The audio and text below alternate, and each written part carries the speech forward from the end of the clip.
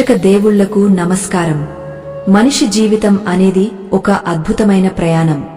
ఈ ప్రయాణంలో సుఖాలు, దుఃఖాలు, లాభాలు, నష్టాలు ఎప్పుడూ ఒకదాని వెనుక ఒకటి వస్తూనే ఉంటాయి. అయితే మనం గమనించని లేదా అశ్రద్ధ చేసే కొన్ని విషయాలే మన కొంప ముంచుతాయని మన పెద్దలు, శాస్త్ర కోవిదులు ఎప్పుడో చెప్పారు. మనం నివసించే ఇల్లు కేవలం రాళ్లు, ఇటుకలతో కట్టిన నిర్మాణం మాత్రమే కాదు. అది ఒక శక్తి క్షేత్రం. ఆ శక్తి క్షేత్రంలో మనం వాడే ప్రతి వస్తువుకు ఒక ప్రాణం ఉంటుంది, ఒక స్పందన ఉంటుంది. మన తలరాతను మార్చే శక్తి ఆ వస్తువులకు ఉంటుంది అంటే మీరు నమ్ముతారా? అవును, ఇది ముమ్మాటికి నిజం. మన ఇంట్లో ఉండే కొన్ని వస్తువులు పాడైపోతే లేదా వాటిని మనం అశ్రద్ధగా వదిలేస్తే అవి మన ఇంట్లోకి దారిద్ర్యాన్ని ఎలా ఆహ్వానిస్తాయో, మన కష్టాలను ఎలా రెట్టింపు చేస్తాయో తెలియజేసే ఒక అద్భుతమైన, రోమాలు నిక్కబుడుచుకునే వాస్తవగాథను ఈరోజు మనం తెలుసుకోబోతున్నాం. ఈ కథను విన్న తర్వాత మీ ఇంటిని, మీ ఇంట్లోని వస్తువులను చూసే మీ దృష్టికోణం ఖచ్చితంగా మారిపోతుంది. పూర్వం కాశీ నగరంలో ధర్మపాల అనే ఒక వర్తకుడు ఉండేవాడు. అతడు సాక్షాత్తు ధర్మానికి ప్రతిరూపంలా ఉండేవాడు. వ్యాపారంలో ఎంతటి నిజాయితీ అంటే తూకంలో 1 గ్రాము తక్కువైనా సరే తన ప్రాణం పోయినట్లుగా భావించేవాడు. అతనికి భార్య సుగుణవతి, 2 పిల్లలు ఉండేవారు. ఆ ఇల్లు ఎప్పుడూ పచ్చగా, కళకళలాడుతూ ఉండేది. ధర్మపాలుడి ఇంట్లో లక్ష్మీదేవి తాండవం చేసేది. ఉదయం లేవగానే గోపూజ, తులసి పూజ, నిత్యం అతిథి సత్కారాలతో ఆ ఇల్లు ఒక దేవాలయంలా ఉండేది. ఆ చుట్టుపక్కల ప్రజలందరూ ధర్మపాలుడి కుటుంబాన్ని చూసి అసూయపడేవారు కాదు, ఆరాధించేవారు. అంతటి పుణ్యాత్ముడు అతడు. కాని విధి ఎప్పుడూ ఒకేలా ఉండదు కదా. కాలచక్రం తిరిగింది. మెల్లమెల్లగా ధర్మపాలుడి ఇంట్లో కొన్ని మార్పులు రావడం మొదలయ్యాయి. ఆ మార్పులు ఎంత సూక్ష్మంగా ఉన్నాయంటే మొదట్లో ఎవరు వాటిని గమనించలేదు. కాని వాటి ప్రభావం మాత్రం దావానలంలా వ్యాపించింది. అప్పటి వరకు లాభాల బాటలో సాగిన వ్యాపారం ఒక్కసారిగా కుంటుపడింది. సరుకులు గిడ్డంగుల్లోనే పాడైపోవడం మొదలయ్యాయి. నమ్మిన పనివాళ్లే దొంగతనాలు చేయడం ప్రారంభించారు. ఇవన్నీ ఒక ఎత్తైతే ఇంట్లో మనుషుల మధ్య అకారణంగా గొడవలు మొదలయ్యాయి. భార్యాభర్తల మధ్య అనురాగం తగ్గిపోయి అనుమానాలు పెరిగాయి. పిల్లలు అనారోగ్యం పాలయ్యారు. పచ్చని చెట్టుకు చెదలు పట్టినట్లుగా ఆ కుటుంబం నాశనం దిశగా అడుగులు వేయడం మొదలుపెట్టింది. ధర్మపాలుడికి ఏమీ అర్థం కాలేదు. నేను ఎవరికీ అన్యాయం చేయలేదే, ఏ పాపం ఎరుగనే, మరి నాకెందుకీ దుస్థితి అని నిత్యం దేవుడి పటం ముందు నిలబడి కన్నీరు మున్నీరుగా విలపించేవాడు. జ్యోతిష్కులను పిలిపించాడు, శాంతులు చేయించాడు, హోమాలు చేయించాడు. కాని ఫలితం శూన్యం. రోజురోజుకు పరిస్థితి దిగజారిపోతూనే ఉంది. అప్పుల వాళ్ల ఒత్తిడి పెరిగిపోయింది. ఒకానొక రోజు ఆత్మహత్య చేసుకోవాలనే ఆలోచన కూడా అతనికి వచ్చింది. అంతటి నిరాశలో కూరుకుపోయాడు ధర్మపాలుడు. సరిగా ఆ సమయంలో కాశీ నగరానికి ఒక మహాజ్ఞాని, త్రికాలవేది అయిన పరమానంద యోగీంద్రులు వేంచేశారు. ఆయన కేవలం ఆధ్యాత్మిక గురువు మాత్రమే కాదు, వాస్తుశాస్త్రంలో, శకున శాస్త్రంలో అపారమైన పాండిత్యమున్న మహనీయుడు. ఆయన చూపు పడితే చాలు మనిషి జాతకమే మారిపోతుందని ప్రజలు నమ్మేవారు. ఈ విషయం తెలుసుకున్న ధర్మపాలుడు ఎలాగైనా ఆయన్ను దర్శించుకోవాలని నిర్ణయించుకున్నాడు. తన కష్టాలన్నింటినీ ఆయన పాదాల చెంత ఏకరువు పెట్టి ఏదో ఒక పరిష్కారం పొందాలని ఆశపడ్డాడు. మరుసటి రోజు ఉదయాన్నే లేచి స్నానాదికాలు ముగించుకుని చేతిలో కాస్త పండ్లు, పూలు పట్టుకుని ఆశ్రమానికి బయలుదేరాడు. ఆశ్రమం చాలా ప్రశాంతంగా ఉంది.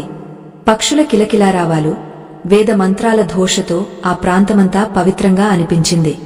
చాలాసేపు వేచి ఉన్న తర్వాత ధర్మపాలుడికి గురువుగారి దర్శనం లభించింది. కాషాయ వస్త్రాలు ధరించి ముఖంలో తేజస్సు ఉట్టిపడుతున్న పరమానంద యోగీంద్రులను చూడగానే ధర్మపాలుడి కళ్లలోంచి నీళ్లు ఉబికి వచ్చాయి. సాష్టాంగ నమస్కారం చేసి తన గోడును వెళ్లబోసుకున్నాడు. స్వామీ, నేను ధర్మంగానే బతుకుతున్నాను. ఎవరికీ ద్రోహం చేయలేదు. అయినా నా బతుకు ఎందుకు ఇలా అయింది? నా సంపద కరిగిపోతోంది, నా కుటుంబం రోగాల పాలవుతోంది, మనశ్శాంతి కరువైంది. నా ఇంటికి ఏమైందో, నా జాతకానికి ఏమైందో తెలియడం లేదు. మీరే నాకు దిక్కు అని ఏడుస్తూ వేడుకున్నాడు. గురువుగారు చిరునవ్వుతో ధర్మపాలుడి వైపు చూశారు. ఆయన చూపులో ఏదో తెలియని శక్తి ఉంది. ఆయన ధర్మపాలుడిని ఓదార్చుతూ, నాయనా ధర్మపాల, కన్నీరు కష్టాలకు పరిష్కారం కాదు. నీ జాతకంలో పెద్దగా దోషాలు లేవు. నువ్వు చేసిన పుణ్యం ఇంకా పూర్తిగా కరిగిపోలేదు. కాని నీ సమస్య జాతకంలో లేదు, నీ నివాసంలో ఉంది అని అన్నారు. ధర్మపాలుడు ఆశ్చర్యపోయాడు. నివాసంలోనా? స్వామీ, నా ఇల్లు వాస్తు ప్రకారమే కట్టించాను కదా. ఎన్నో ఏళ్లుగా అదే ఇంట్లో ఉంటున్నాను. అప్పుడు లేని కష్టాలు ఇప్పుడే ఎందుకు వచ్చాయి అని అమాయకంగా అడిగాడు. అప్పుడు ఆ యోగీంద్రులు గంభీరంగా ఇలా చెప్పారు. నాయనా, వాస్తు అంటే కేవలం గోడలు, గదుల కొలతలు మాత్రమే కాదు. వాస్తు అంటే వసతి. అందులో ఉండే ప్రతి వస్తువుకు ఒక శక్తి ఉంటుంది. మనిషి శరీరం ఎలాగైతే పంచభూతాలతో తయారైందో, ఇల్లు కూడా ఆ పంచభూతాల సమ్మేళనమే. కాలక్రమేణా మనం వాడే వస్తువులు పాడైపోవడం సహజం. కాని కొన్ని ప్రత్యేకమైన వస్తువులు పాడైపోయినప్పుడు వాటిని వెంటనే బాగు చేయించాలి లేదా ఇల్లు దాటించాలి. అలా చేయకుండా నిర్లక్ష్యం చేస్తే ఆ వస్తువులు ప్రతికూల శక్తికి, అంటే దారిద్ర్య దేవతకు ఆవాసాలుగా మారుతాయి. నీకు తెలియకుండానే నీ ఇంట్లో అటువంటి అరిష్ట వస్తువులు చేరి ఉండవచ్చు, లేదా ఉన్న మంచి వస్తువులు పాడైపోయి విషతుల్యంగా మారి ఉండవచ్చు. వాటి వల్లే నీకు ఈ దుస్థితి దాపురించింది. ధర్మపాలుడికి గుండెల్లో రాయి పడ్డట్టయింది. స్వామీ, ఆ వస్తువులు ఏవి? నా ఇంట్లో ఏ వస్తువు పాడైతే నాకు ఇంత కీడు జరుగుతోంది? దయచేసి వివరించండి. ఇప్పుడే వెళ్లి వాటిని పారవేస్తాను అని అన్నాడు. గురువుగారు ప్రశాంతంగా, తొందరపడకు నాయనా. ఏ వస్తువు ఎందుకు ప్రమాదకరమో, అది పాడైతే ఎలాంటి ఫలితాలు వస్తాయో సవివరంగా చెబుతాను విను. ఇది కేవలం నీకు మాత్రమే కాదు, గృహస్థులందరికీ శిరోధార్యం. ఈ రహస్యాలు తెలిస్తే సామాన్యుడు కూడా కుబేరుడు అవుతాడు. అజ్ఞానంతో ఉంటే కుబేరుడు కూడా భికారి అవుతాడు. శ్రద్ధగా ఆలకించు అని చెప్పడం ప్రారంభించారు. ముందుగా మనం చెప్పుకోవాల్సింది మన ఇంటి ముఖద్వారం మరియు గడప గురించి. ఒక ఇంటికి ముఖద్వారం అంటే మనిషికి నోరు లాంటిది. నోటి ద్వారానే ఆహారం లోపలికి వెళ్తుంది, మాట బయటకు వస్తుంది. అలాగే ముఖద్వారం ద్వారానే లక్ష్మీదేవి ఇంట్లోకి ప్రవేశిస్తుంది. కాని చాలా ఇళ్లలో నేను గమనించిన ఒక ఘోరమైన తప్పు ఉంది. నీ ఇంట్లో కూడా అది జరిగి ఉండవచ్చు. ఎప్పుడైనా గమనించావా? సింహద్వారం తలుపులు తీస్తున్నప్పుడు లేదా వేస్తున్నప్పుడు కిర్రు మని శబ్దం వస్తోందా అని అడిగారు గురువుగారు. ధర్మపాలుడు కాసేపు ఆలోచించి, అవును స్వామీ, గత కొద్ది నెలలుగా నా ఇంటి ప్రధాన ద్వారం తలుపులు తీస్తుంటే విపరీతమైన శబ్దం వస్తోంది. అది పాతబడిపోయింది కదా అని నేను పట్టించుకోలేదు. నూనె వేస్తే సరిపోతుందిలే అనుకున్నాను కాని తీరిక లేక వదిలేశాను అని సమాధానమిచ్చాడు. గురువుగారు ఒక్కసారిగా గంభీర స్వరంతో, అదే నువ్వు చేసిన మొదటి తప్పు. ఆ శబ్దం మామూలు శబ్దం కాదు నాయనా, అది దరిద్ర దేవత ఏడుపు. ఏ ఇంట్లో అయితే తలుపులు తీసేటప్పుడు వేసేటప్పుడు కర్ణచూరమైన శబ్దాలు వస్తాయో ఆ ఇంట్లోకి లక్ష్మీదేవి ప్రవేశించడానికి భయపడుతుంది. ఆ శబ్దం ఇంట్లో ఉన్న సానుకూల శక్తిని ముక్కలు ముక్కలు చేస్తుంది. అది యజమాని ఆయుష్షును క్షీణింపజేస్తుంది. తలుపులు పాడైపోయి చెదలు పట్టినా లేదా వాటికి ఉన్న గడియలు విరిగపోయినా అది యజమాని గౌరవానికి భంగం కలిగిస్తుంది.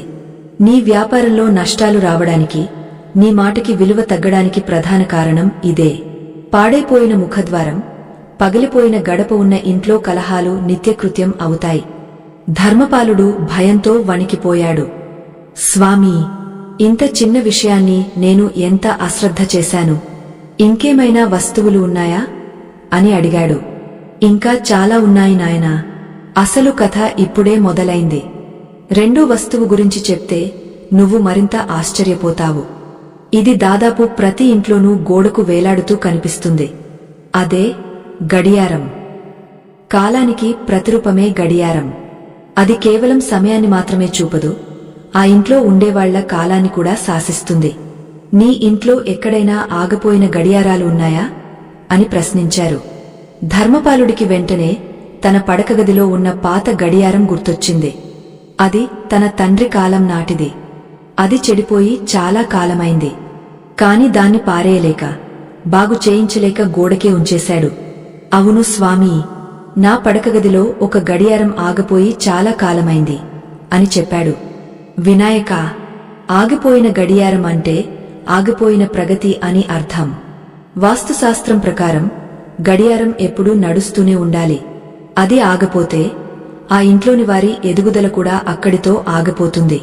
ముఖ్యంగా దక్షిణ దిక్కునగాని నైరుతి దిక్కునగాని ఆగిపోయిన గడియారముంటే అది మృత్యువుకు సంకేతం కావచ్చు లేదా తీవ్రమైన అనారోగ్యాన్ని సూచిస్తుంది. నీ పిల్లల అనారోగ్యానికి, నీ వ్యాపారం స్తంభించిపోవడానికి ఆగిపోయిన గడియారమే కారణం. అది ఇంట్లో నెగటివ్ ఎనర్జీని, ప్రతికూల శక్తిని విపరీతంగా ఆకర్షిస్తుంది. ఎంత త్వరగా వీలైతే అంత త్వరగా దాన్ని బాగు చేయించు లేదా పారేయి. అంతే తప్ప అందం కోసమని చెప్పి పాడైపోయిన గడియారాలను గోడలకు అలంకరించడమంటే మన సమాధిని మనమే తవ్వుకోవడం లాంటిది అని హెచ్చరించారు గురువుగారు. ధర్మపాలుడి మనసులో ఇన్నాళ్లుగా ఉన్న సందేహాల మేఘాలు ఒక్కొక్కటిగా విడిపోతున్నాయి. తను చేసిన తప్పులు కళ్ల ముందు కదలాడుతున్నాయి. ఇంకా ఏం రహస్యాలు ఉన్నాయో తెలుసుకోవాలనే ఆతృత అతనికి పెరిగింది. గురువుగారు కొనసాగించారు. ఇప్పుడు మూడవ వస్తువు గురించి చెబుతాను. ఇది చాలా ముఖ్యమైనది. ఇది స్త్రీలకు సంబంధించినది అని అందరూ అనుకుంటారు కాని ఇది ఇంటి ఐశ్వర్యానికి ప్రతీక. అదే చీపురు. లక్ష్మీదేవికి చీపురుకి అవినాభావ సంబంధముంది. కాని అదే చీపురు పాడైపోతే అది దరిద్రానికి కేరాఫ్ అడ్రస్ అవుతుంది. నీ ఇంట్లో వాడే చీపుర్లు ఎలా ఉన్నాయో ఎప్పుడైనా చూసావా? ధర్మపాలుడు తలదించుకున్నాడు. ఎందుకంటే ఇంట్లో పనివాళ్లు వాడే చీపుర్లు అరిగపోయి పుల్లలు బయటకు వచ్చి చిందరవందరగా ఉంటాయని అతనికి తెలుసు. కాని వాటిని మార్చాలనే ఆలోచన ఎప్పుడూ రాలేదు. నాయనా ధర్మపాలా, విరిగిన చీపురు లేదా పుల్లలు ఊడిపోతున్న చీపురుతో ఇల్లు ఊడ్చడమంటే ఇంట్లో ఉన్న సిరి సంపదలను బయటకు తోసేయడమే. అరిగిపోయిన చీపురును ఇంట్లో ఉంచుకోవడం అప్పులను పెంచుకోవడంతో సమానం. చీపురును ఎప్పుడూ దాచి ఉంచాలి. అది ఎవరికంట పడకూడదు. అలాగే పాడైపోయిన వెంటనే దాన్ని మార్చేయాలి. లేదంటే ఆ ఇంట్లో ఎంత సంపాదించినా ఒక్క రూపాయి కూడా మిగలదు. చిల్లుల కుండలో నీళ్లు పోసినట్లే అవుతుంది. ఇలా చెబుతూ గురువుగారు ఒక్క క్షణం ఆగి ధర్మపాలుడి కళ్లలోకి సూటిగా చూశారు. ఆయన ముఖంలో ఏదో ఆందోళన కనిపించింది. ఇవన్నీ ఒక ఎత్తు అయితే ఇప్పుడు నేను చెప్పబోయే నాలుగవ వస్తువు చాలా ప్రమాదకరమైనది. ఇది గనక ఇంట్లో పగిలిపోయి లేదా పాడైపోయి ఉంటే అది సాక్షాత్తు యమధర్మరాజుని ఆహ్వానించినట్లే. ఈ వస్తువు విషయంలో ఏమాత్రం అశ్రద్ధ చేసినా అది కుటుంబ వినాశనానికి దారితీస్తుంది. అది మరేదో కాదు అంటూ గురువుగారు గొంతు సవరించుకున్నారు. వాతావరణం ఒక్కసారిగా నిశ్శబ్దంగా మారిపోయింది. ఆశ్రమంలో గాలి కూడా స్తంభించినట్లు అనిపించింది. ధర్మపాలుడి గుండె వేగంగా కొట్టుకోవడం మొదలైంది. ఏ వస్తువు గురించి గురువుగారు ఇంత తీవ్రంగా హెచ్చరిస్తున్నారు? తన ఇంట్లో ఆ వస్తువు ఉందా? ఉంటే ఏ స్థితిలో ఉంది? గురువుగారు చెప్పబోయే ఆ వస్తువు మన ప్రతిబింబాన్ని చూపించే అద్దం. అవును, అద్దం. కాని అద్దం గురించి మనకు తెలియని భయంకరమైన నిజాలు ఎన్నో ఉన్నాయి. కేవలం ముఖం చూసుకోవడానికే కదా అని మనం అనుకుంటాం. కాని అద్దానికి, ఆత్మకు, మన ఇంటికి పట్టే పీడకు సంబంధముంది. ధర్మపాలా, నీ ఇంట్లో ఎక్కడైనా పగిలిన అద్దాలు ఉన్నాయా? లేదా ముఖం సరిగా కనిపించని మసకబారిన అద్దాలు ఉన్నాయా అని అడిగారు గురువుగారు. ధర్మపాలుడు ఉలిక్కిపడ్డాడు. తన డ్రెస్సింగ్ టేబుల్ అద్దం ఒక మూల చిన్నగా పగిలి ఉంది. అది పగిలి చాలా రోజులైనా ఇంకా ముఖం కనిపిస్తోంది కదా అని దాన్ని మార్చలేదు. స్వామీ, నా గదిలో అద్దం కింద వైపు చిన్న పగులు ఉంది. అది చిన్నదే కదా అని వదిలేశాను అని చెప్పాడు ధర్మపాలుడు. గురువుగారు కోపంగా కాదు, జాలితో చూశారు. అదే నీ కొంప ముంచింది నాయనా. పగిలిన అద్దం అంటే పగిలిన విధి అద్దం ఎప్పుడూ స్వచ్ఛంగా, సమగ్రంగా ఉండాలి. పగిలిన అద్దంలో ముఖం చూసుకోవడమంటే నీ ఆత్మవిశ్వాసాన్ని ముక్కలు చేసుకోవడమే కాదు, నీ శరీరాన్ని రోగాల పాలు చేయడమే. వాస్తుశాస్త్రం ప్రకారం పగిలిన అద్దం నుంచి వెలువడే తరంగాలు అత్యంత ప్రమాదకరమైనవి. అవి ఇంట్లో భార్యాభర్తల మధ్య విభేదాలను సృష్టిస్తాయి. చిన్న గొడవలు కూడా పెద్ద విడాకుల వరకు వెళ్లడానికి కారణం ఆ పగిలిన అద్దమే కావచ్చు. అంతేకాదు, అది ఇంట్లోని వారి మానసిక స్థితిని దెబ్బతీస్తుంది. నిద్రలేమిని, పీడకలలను కలిగిస్తుంది. వెంటనే ఇంటికి వెళ్లి ఆ అద్దాన్ని తీసి బయట పారేయి. లేదంటే ఎంతటి పూజలు చేసినా ఫలితం ఉండదు. ఇలా ఒక్కొక్క వస్తువు గురించి చెబుతుంటే ధర్మపాలుడికి తన ఇల్లు ఒక సమస్యల వలయంలా కనిపించడం మొదలైంది. అయితే గురువుగారు చెప్పిన జాబితా ఇక్కడితో అయిపోలేదు. ఇంకొక వస్తువు ఉంది ధర్మపాల. ఇది మన పాదాలకు సంబంధించినది. మనం నడిచే దారిని ఇది నిర్ణయిస్తుంది. అదే చెప్పులు. తెగపోయిన చెప్పులను కుట్టించుకుని వాడటం తప్పు కాదు. కాని పూర్తిగా పాడైపోయిన, వేసుకోవడానికి పనికిరాని చెప్పులను ఇంట్లో మూలల్లో మంచం కింద పడేసి ఉంచడం మహాపాపం. శని దేవుడు పాదాల ద్వారానే మనిషిని పట్టుకుంటాడు. పాడైపోయిన, చిరిగిపోయిన చెప్పులు ఇంట్లో పేరుకుపోతే శని ప్రభావం ఆ ఇంపై ప్రబలంగా ఉంటుంది. అది మీ ప్రయాణాలకు ఆటంకం కలిగిస్తుంది. ఏ పని మొదలుపెట్టినా ముందుకు సాగదు. కాళ్ల నొప్పులు, కీళ్ల నొప్పులు వేధిస్తాయి. మీ ఇంట్లో ఎవరైనా తరచుగా కింద పడుతున్నారా అని అడిగారు. ధర్మపాలుడు ఆశ్చర్యంతో నోరు వెళ్లబెట్టాడు. అవును స్వామీ, మా అమ్మగారు ఈ మధ్య తరచుగా కాలు జారి పడుతున్నారు. దానికి కారణం ఇదేనా? ఖచ్చితంగా. ఇంటి ఈశాన్య మూలగాని లేదా సింహద్వారం ఎదురుగాగాని పాత చెప్పులు, పాడైపోయిన బూట్లు ఉంటే ఆ ఇంట్లో ఆరోగ్య సమస్యలు తాండవం చేస్తాయి. లక్ష్మీదేవి ఆ ఇంట్లోకి రావడానికి అసహ్యించుకుంటుంది. ఇంతలో ఆశ్రమంలోని శిష్యుడు ఒకరు వచ్చి గురువుగారికి ఏదో చెప్పారు. గురువుగారు తల పంకించి తిరిగా ధర్మపాలుడి వైపు తిరిగారు. నాయనా, ఇప్పుడు నేను చెప్పినవన్నీ ఒక ఎత్తు. కాని ఇప్పుడు నేను చెప్పబోయే ఒకే ఒక్క వస్తువు, అది గనక పాడైతే సాక్షాత్తు ఆ ఇంటి కులదేవత కూడా ఇంటిని వదిలి వెళ్లిపోతుంది. అది వంటగదిలో ఉంటుంది. అది పాడైతే అన్నానికి లోటు వస్తుంది, వంశానికి లోటు వస్తుంది. ఆ వస్తువు ఏమిటో తెలుసా అని అడిగారు. ధర్మపాలుడు ఉత్కంఠగా చూస్తున్నాడు. వంటగదిలో ఉండే ఆ ముఖ్యమైన వస్తువు ఏమిటి? కుండలా, పొయ్యా, లేక మరేదైనా? గురువుగారు ఆ రహస్యాన్ని చెప్పడానికి సిద్ధమయ్యారు. ప్రతి ఇంట్లోనూ వంటగది ఆగ్నేయ దిశలో ఉంటుంది. అక్కడ అగ్ని దేవుడు ఉంటాడు. కాని అగ్నితో పాటు జలం కూడా ఉంటుంది. వంటగదిలో మనం వాడే కొన్ని పాత్రలు పగిలిపోయినా లేదా లీక్ అవుతున్నా అది ఎంత ప్రమాదమో తెలుసా? ముఖ్యంగా గురువుగారు ఆ వస్తువు పేరు చెప్పబోతుండగా అకస్మాత్తుగా ఆకాశంలో ఉరుములు మొదలయ్యాయి. వాతావరణం ఒక్కసారిగా చల్లబడింది. ఆ శబ్దానికి ధర్మపాలుడు ఉలిక్కిపడ్డాడు. ఆ వస్తువు గురించిన వివరణ వినడానికి అతను సిద్ధమయ్యాడు. ఎందుకంటే అది తన ఇంట్లో ఖచ్చితంగా పాడైపోయి ఉంటుందని అతని అంతరాత్మ ఘోషిస్తోంది. అది ఏమిటో, దానివల్ల కలిగే అనర్థాలు ఏమిటో గురువుగారు వివరించబోతున్నారు. ముఖ్యంగా మనం నీటిని నిల్వ చేసే కుండలు, బిందెల గురించి లేదా నీరు వచ్చే కుళాయిల గురించి. నాయనా ధర్మపాల, నీరు సాక్షాత్తు గంగాదేవి స్వరూపం. నీరు ఎక్కడైతే శుభ్రంగా, పవిత్రంగా ఉంటుందో అక్కడ సిరి సంపదలు ఉంటాయి.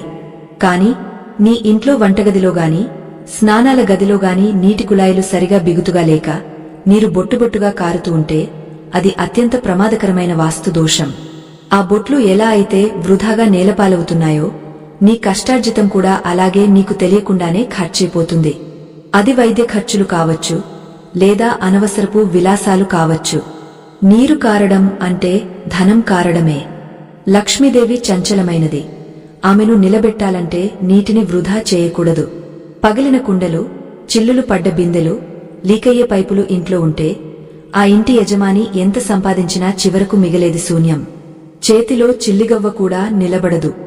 గురువుగారు చెబుతున్న ప్రతి మాట ధర్మపాలుడి గుండెల్లో ఈటెలా దిగుతోంది. తన ఇంట్లో వంటగదిలో ఉన్న కుళాయి గత 6 నెలలుగా లీక్ అవుతూనే ఉంది. దాన్ని బాగు చేయించడానికి బద్ధకించి కింద ఒక చిన్న గిన్నె పెట్టి సరిపెట్టుకున్నాడు. ఆ గిన్నె నిండగానే నీటిని పారబోసేవాడు. అంటే తన చేతులారా తన సంపదను పారబోసుకుంటున్నానన్నమాట. ఈ విషయం ఇన్నాళ్లు ఎందుకు గ్రహించలేకపోయాను అని తనని తాను నిందించుకున్నాడు. గురువుగారు అంతటితో ఆగలేదు. ఇంకా వంటగదిలో గమనించాల్సిన మరో ముఖ్యమైన వస్తువు ఉంది. అదే పెనం. మనం రొట్టెలు, అట్లు వేసుకునే ఇనుప పెనం. జ్యోతిష్య శాస్త్రం ప్రకారం ఇనుము శని దేవుడికి, రాహువుకు ప్రతీక. ఆ పెనం గనక బాగా మాడిపోయి వంకరలు తిరిగి లేదా పగిలిపోయి ఉంటే అందులో వండిన పదార్థం విషతుల్యమవుతుంది. అలాంటి పెనమీద చేసిన వంట తిన్నవారికి బుద్ధి మందగస్తుంది, కోపం పెరుగుతుంది, రక్త సంబంధిత అనారోగ్యాలు వస్తాయి. వంటగదిలో ఎప్పుడూ తుప్పు పట్టిన ఇనుప సామాగ్రి ఉండకూడదు. పగిలిన కత్తులు, పిడి ఊడిపోయిన చాకులుంటే అవి కుటుంబ సభ్యుల మధ్య పచ్చగడ్డి వేస్తే భగ్గుమనేలా శత్రుత్వాన్ని పెంచుతాయి. ధర్మపాలుడు నిశ్చేష్టుడై వింటున్నాడు. గురువుగారు చెప్పే ప్రతి లక్షణం తన ఇంట్లో ఖచ్చితంగా ఉంది. భార్యాభర్తల మధ్య గొడవలకు కారణం ఆ తుప్పు పట్టిన వస్తువులేనా? తన పిల్లలు అనారోగ్యం పాలు కావడానికి ఆ పాత పెనమే కారణమా? ఇక పడకగది విషయానికి వస్తే అంటూ గురువుగారు మరొక కోణాన్ని ఆవిష్కరించారు. మనిషి ప్రశాంతంగా విశ్రాంతి తీసుకునే ప్రదేశం పడకగదే. అక్కడ ఉండే మంచం గురించి చాలామందికి తెలియదు. నువ్వు పడుకునే మంచం ఎప్పుడైనా కదిలినప్పుడు కిర్రు కిర్రు మని శబ్దం చేస్తోందా? ధర్మపాలుడు తల ఊపాడు. అవును స్వామీ, నా మంచం చాలా పాతది. పడుకున్నా లేచినా విపరీతమైన శబ్దం వస్తుంది. అదే నీ నిద్రలేమికి, మానసిక ఆందోళనకు కారణం. విరిగిపోయిన మంచం కోళ్లను ఇటుకలతో సరిచేసి వాడటం, లేదా శబ్దం వచ్చే మంచం మీద పడుకోవడం వల్ల ఆ ఇంట్లో భార్యాభర్తల మధ్య అన్యోన్యత దెబ్బతింటుంది. ఆ శబ్దం అశుభానికి సంకేతం. అది నిద్రలో పీడకలలను రప్పిస్తుంది. తెల్లారేసరికి శరీరం అలసిపోయినట్లుగా అనిపిస్తుంది తప్ప ఉల్లాసంగా ఉండదు. వెంటనే ఆ మంచాన్ని బాగుచేయించు లేదా మార్చేయి. అలాగే పడకగదిలో మంచం కింద చాలామంది పనికిరాని వస్తువులను, పాత ఇనుప సామాన్లను, చీపుర్లను డంప్ చేస్తారు. అది అత్యంత ఘోరమైన తప్పు. మనం నిద్రించేటప్పుడు మన శరీరం చుట్టూ ఒక ఆరా, శక్తి వలయం ఉంటుంది. మంచం కింద చెత్తాచెదారముంటే ఆ చెత్త నుంచి వచ్చే నెగటివ్ ఎనర్జీ నేరుగా మన శరీరంలోకి ప్రవేశించి దీర్ఘకాలిక వ్యాధులను కలిగిస్తుంది. గురువుగారు ఒక్కొక్క సమస్యను కూలంకషంగా వివరిస్తుంటే ధర్మపాలుడికి ఒకవైపు భయం, మరోవైపు జ్ఞానోదయం కలుగుతున్నాయి. ఇన్నాళ్లుగా తన ఇంటిని తానే ఒక చెత్తకుప్పగా మార్చుకున్నానని అర్థమైంది. స్వామీ, ఇంకా ఏమైనా ఉన్నాయా? నా ఇంటిని నేను పూర్తిగా ప్రక్షాళన చేసుకోవాలి అనుకుంటున్నాను. దయచేసి అన్నీ వివరించండి అని వేడుకున్నాడు. పరమానంద యోగీంద్రులు చిరునవ్వు నవ్వి, ధర్మపాల, ఇంకొక 3 ముఖ్యమైన విషయాలు ఉన్నాయి. ఇవి చాలా సూక్ష్మమైనవి కాని ప్రభావం మాత్రం చాలా ఘాటుగా ఉంటుంది. మొదటిది మొక్కలు. ఇంట్లో పచ్చని మొక్కలు ఉంటే లక్ష్మీ కటాక్షం ఉంటుంది. కాని ఎండిపోయిన మొక్కలు, వాడిపోయిన పూలు ఇంట్లో ఉంటే అవి మృత్యువుకు సంకేతాలు. నీ పెరట్లో గాని కుండీలలో గాని ఎండిపోయిన తులసి మొక్క ఉంటే వెంటనే దాన్ని పారేసి కొత్త మొక్కను నాటు. ఎండిపోయిన చెట్టు ఇంట్లో ఉంటే అది ఆ ఇంటి యజమాని ఎదుగుదలను అడ్డుకుంటుంది. అలాగే ఇంట్లో ఎక్కడా ముళ్ళ మొక్కలు, కాక్టస్ వంటివి పెంచకూడదు. అవి సంబంధాలను గుచ్చుకునేలా చేస్తాయి. రెండవది వస్త్రాలు. చాలామంది ఇళ్లలో పాతబట్టలు, చిరిగిపోయిన దుస్తులను ఎప్పటికైనా పనికొస్తాయి కదా అని మూటలు కట్టి అటకమీదో బీరువా పైనో పడేస్తారు. వాటిని సంవత్సరాల తరబడి కదిలించరు. ఇది దారిద్ర్యానికి రెడ్ కార్పెట్ వేసినట్లే. మనం ధరించే వస్త్రాలకు శుక్రుడి అనుగ్రహం ఉంటుంది. చిరిగిపోయిన, మాసిపోయిన వస్త్రాలను గుట్టలుగా పోగు చేస్తే శుక్రగ్రహం నీచ స్థితికి వస్తుంది. దానివల్ల భార్యాభర్తల సుఖం దూరమవుతుంది, ధన నష్టం జరుగుతుంది. ఆ పాత బట్టల మూటల్లో దుమ్ము చేరి రాహుకేతువుల ప్రభావం పెరుగుతుంది. ఎప్పటికప్పుడు వాడని బట్టలను దానం చేయడం గాని లేదా పారేయడం గాని చేయాలి.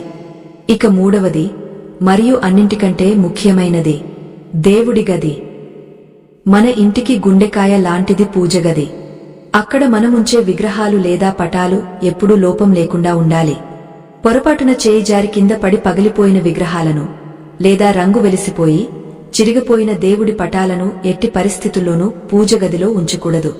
ఛండించిన విగ్రహాన్ని పూజిస్తే అది కుటుంబానికి తీరని నష్టాన్ని కలిగిస్తుంది. ఆ పగిలిన విగ్రహం నుంచి వచ్చే శక్తి ఇంటిని అతలాకుతలం చేస్తుంది. వాటిని వెంటనే ఏదైనా నదిలో లేదా చెరువులో నిమజ్జనం చేయాలి. నీ పూజగదిని ఒకసారి పరీక్షించుకో. గురువుగారు చెప్పిన ఈ మాటతో ధర్మపాలుడికి ఒక విషయం గుర్తొచ్చింది.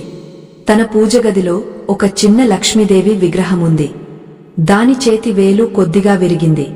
కాని అది ఎంతో పవిత్రమైన విగ్రహమని, మా తాతల కాలం నాటిదని దాన్ని మార్చకుండా అలాగే పూజిస్తున్నాడు. స్వామీ, నా పూజగదిలో ఒక విరిగిన విగ్రహముంది. అదే నా కష్టాలకు మూలమా అని అడిగాడు. అదే ప్రధాన కారణం.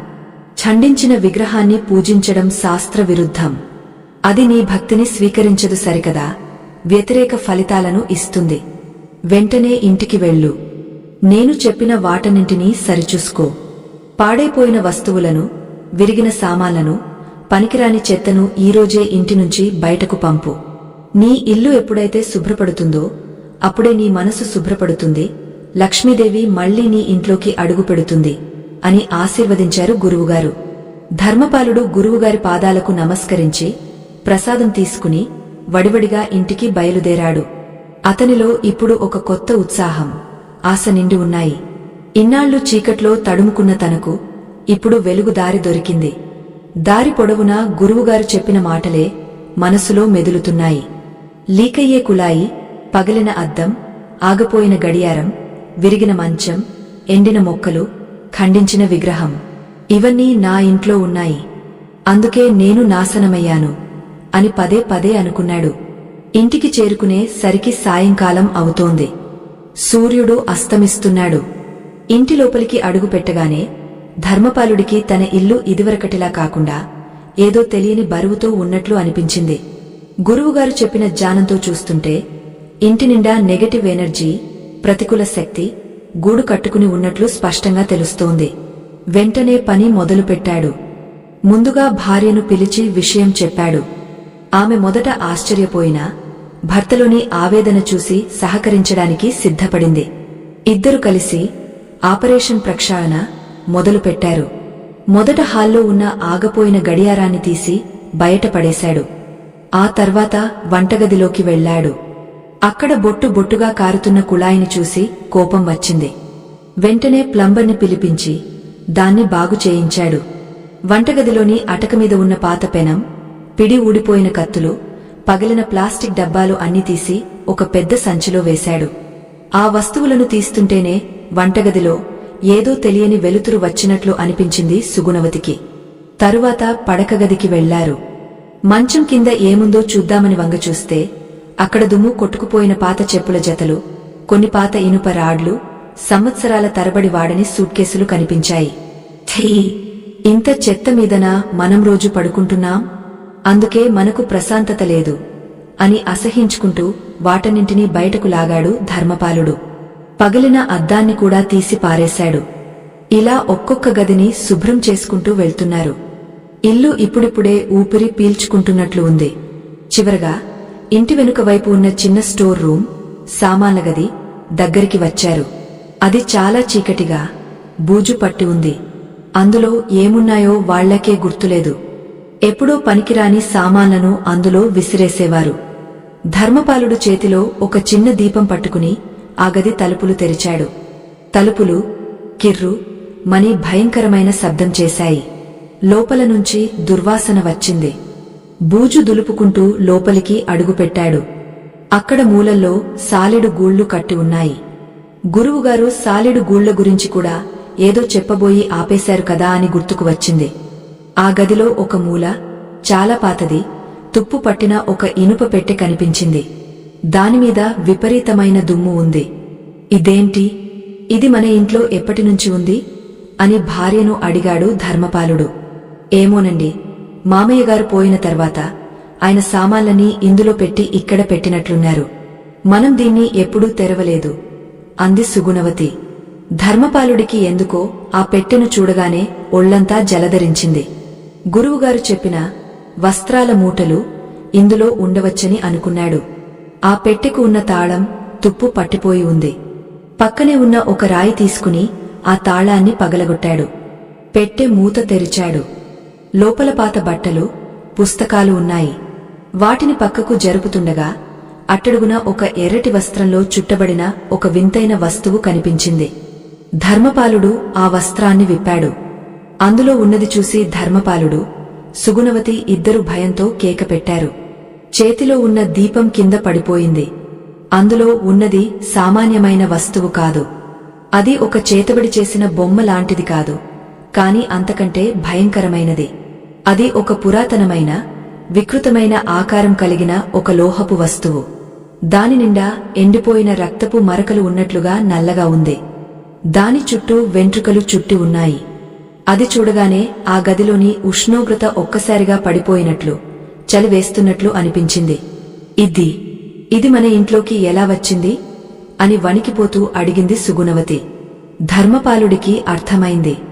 ఇన్నాళ్లు తన ఇంట్లో దారిద్ర్యం తాండవించడానికి, అనారోగ్యాలు రావడానికి అసలు సిసలైన కారణం ఆ తుప్పు పట్టిన పెట్టెలో దాగ ఉన్న ఈ వస్తువేనని.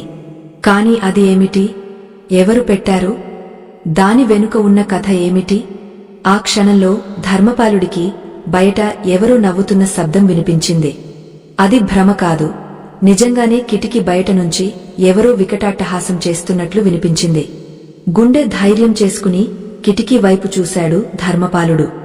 అక్కడ కనిపించిన దృశ్యం అతని రక్తాన్ని గడ్డకట్టించేలా చేసింది. కిటికీ బయట గాయమైన చీకటిలో 2 ఎర్రటి కళ్ళు మెరుస్తూ కనిపించాయి. ఆకారం మనిషిదా లేక మరేదైనా శక్తిదా అనేది స్పష్టంగా తెలియడం లేదు.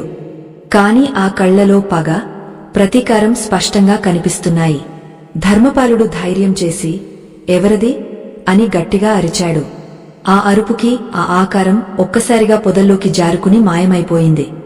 కాని వెళ్తూ వెళ్తూ ఆ వ్యక్తి లేదా ఆ శక్తి వేసిన అడుగుల శబ్దం ధర్మపాలుడికి చాలా పరిచయమున్నట్లుగా అనిపించింది. అది ఎవరో కాదు, తన వ్యాపారంలో ఒకప్పుడు భాగస్వామిగా ఉండి మోసం చేసి విడిపోయిన వీరభద్రుడి నడకలా అనిపించింది. కాని ఆలోచనను వెంటనే పక్కన పెట్టాడు. ఇప్పుడు ఆలోచించాల్సింది బయట ఉన్న వ్యక్తి గురించి కాదు, ఇంట్లో ఉన్న ఈ భయంకరమైన వస్తువు గురించి. సుగుణవతి భయంతో వణికిపోతూ భర్త భుజం పట్టుకుంది. ఏమండీ, ఆ వస్తువును అలాగే ఉంచకండి. దాన్ని చూస్తుంటేనే నాకు కళ్ళు తిరుగుతున్నాయి. మన ఇంట్లోకి దరిద్రం, గొడవలు రావడానికి కారణం ఇదేనేమో. దాన్ని వెంటనే బయట పారేయండి అని ఏడ్చింది. ధర్మపాలుడికి కూడా అదే సరైనదనిపించింది. కాని గురువుగారు చెప్పిన మాటలు గుర్తుకు వచ్చాయి. తెలియని వస్తువులను, ముఖ్యంగా ఇలాంటి క్షుద్ర సంబంధమైన వాటిని అగ్నిలో కాల్చడం గాని లేదా పారే నీటిలో కలపడం గాని చేయాలి తప్ప ఎక్కడ పడితే అక్కడ పారేయకూడదు. అలా చేస్తే దాని ప్రభావం ఇంకా పెరగవచ్చు. సుగుణ, భయపడకు. ఈ రాత్రికి దీన్ని మన ఇంట్లో ఉంచొద్దు. మన ఇంటి ఆవరణలో ఉన్న పశువుల పాకలో ఒక మూల గొయ్యి తీసి అందులో పెడదాం. ఉదయాన్నే దీన్ని తీసుకుని గురువుగారి దగ్గరికి వెళ్దాం. ఆయనే దీనికి విరుగుడు చెప్పగలరు అని ధైర్యం చెప్పాడు. ఇద్దరు కలిసి ఆ ఇనుప పెట్టెను, అందులోని ఆ వింత వస్తువును జాగ్రత్తగా పట్టుకుని ఇంటి వెనుక ఉన్న పాకలోకి తీసుకువెళ్లారు. అక్కడ ఒక గొయ్యి తీసి అందులో ఆ వస్తువును పెట్టి దానిమీద మట్టి కప్పారు. ఆ తర్వాత కాళ్లు చేతులు కడుక్కుని తులసి మొక్క దగ్గర దీపం వెలిగించి ఇష్టదైవాన్ని తలుచుకుంటూ లోపలికి వచ్చారు. ఆ రాత్రి వారికి కాళ్లరాత్రిలా గడిచింది. కంటిమీద కునుకు లేదు. నిద్రపోతే ఎక్కడ పీడకలలు వస్తాయోనని భయం. గాలికి తలుపులు కదిలినా ఉలిక్కిపడే పరిస్థితి. ఇంటి బయట కుక్కలు వింతగా ఊలవేస్తున్నాయి. ఇవన్నీ ఆ వస్తువు ప్రభావమే అని వారికి అర్థమవుతోంది. తెల్లవారితే బాగుండు అని వేయి కళ్లతో ఎదురుచూశారు. ఎట్టకేలకు సూర్యోదయం అయింది. ఆ వెలుగు చూడగానే వారి ప్రాణాలు కుదుటపడ్డాయి.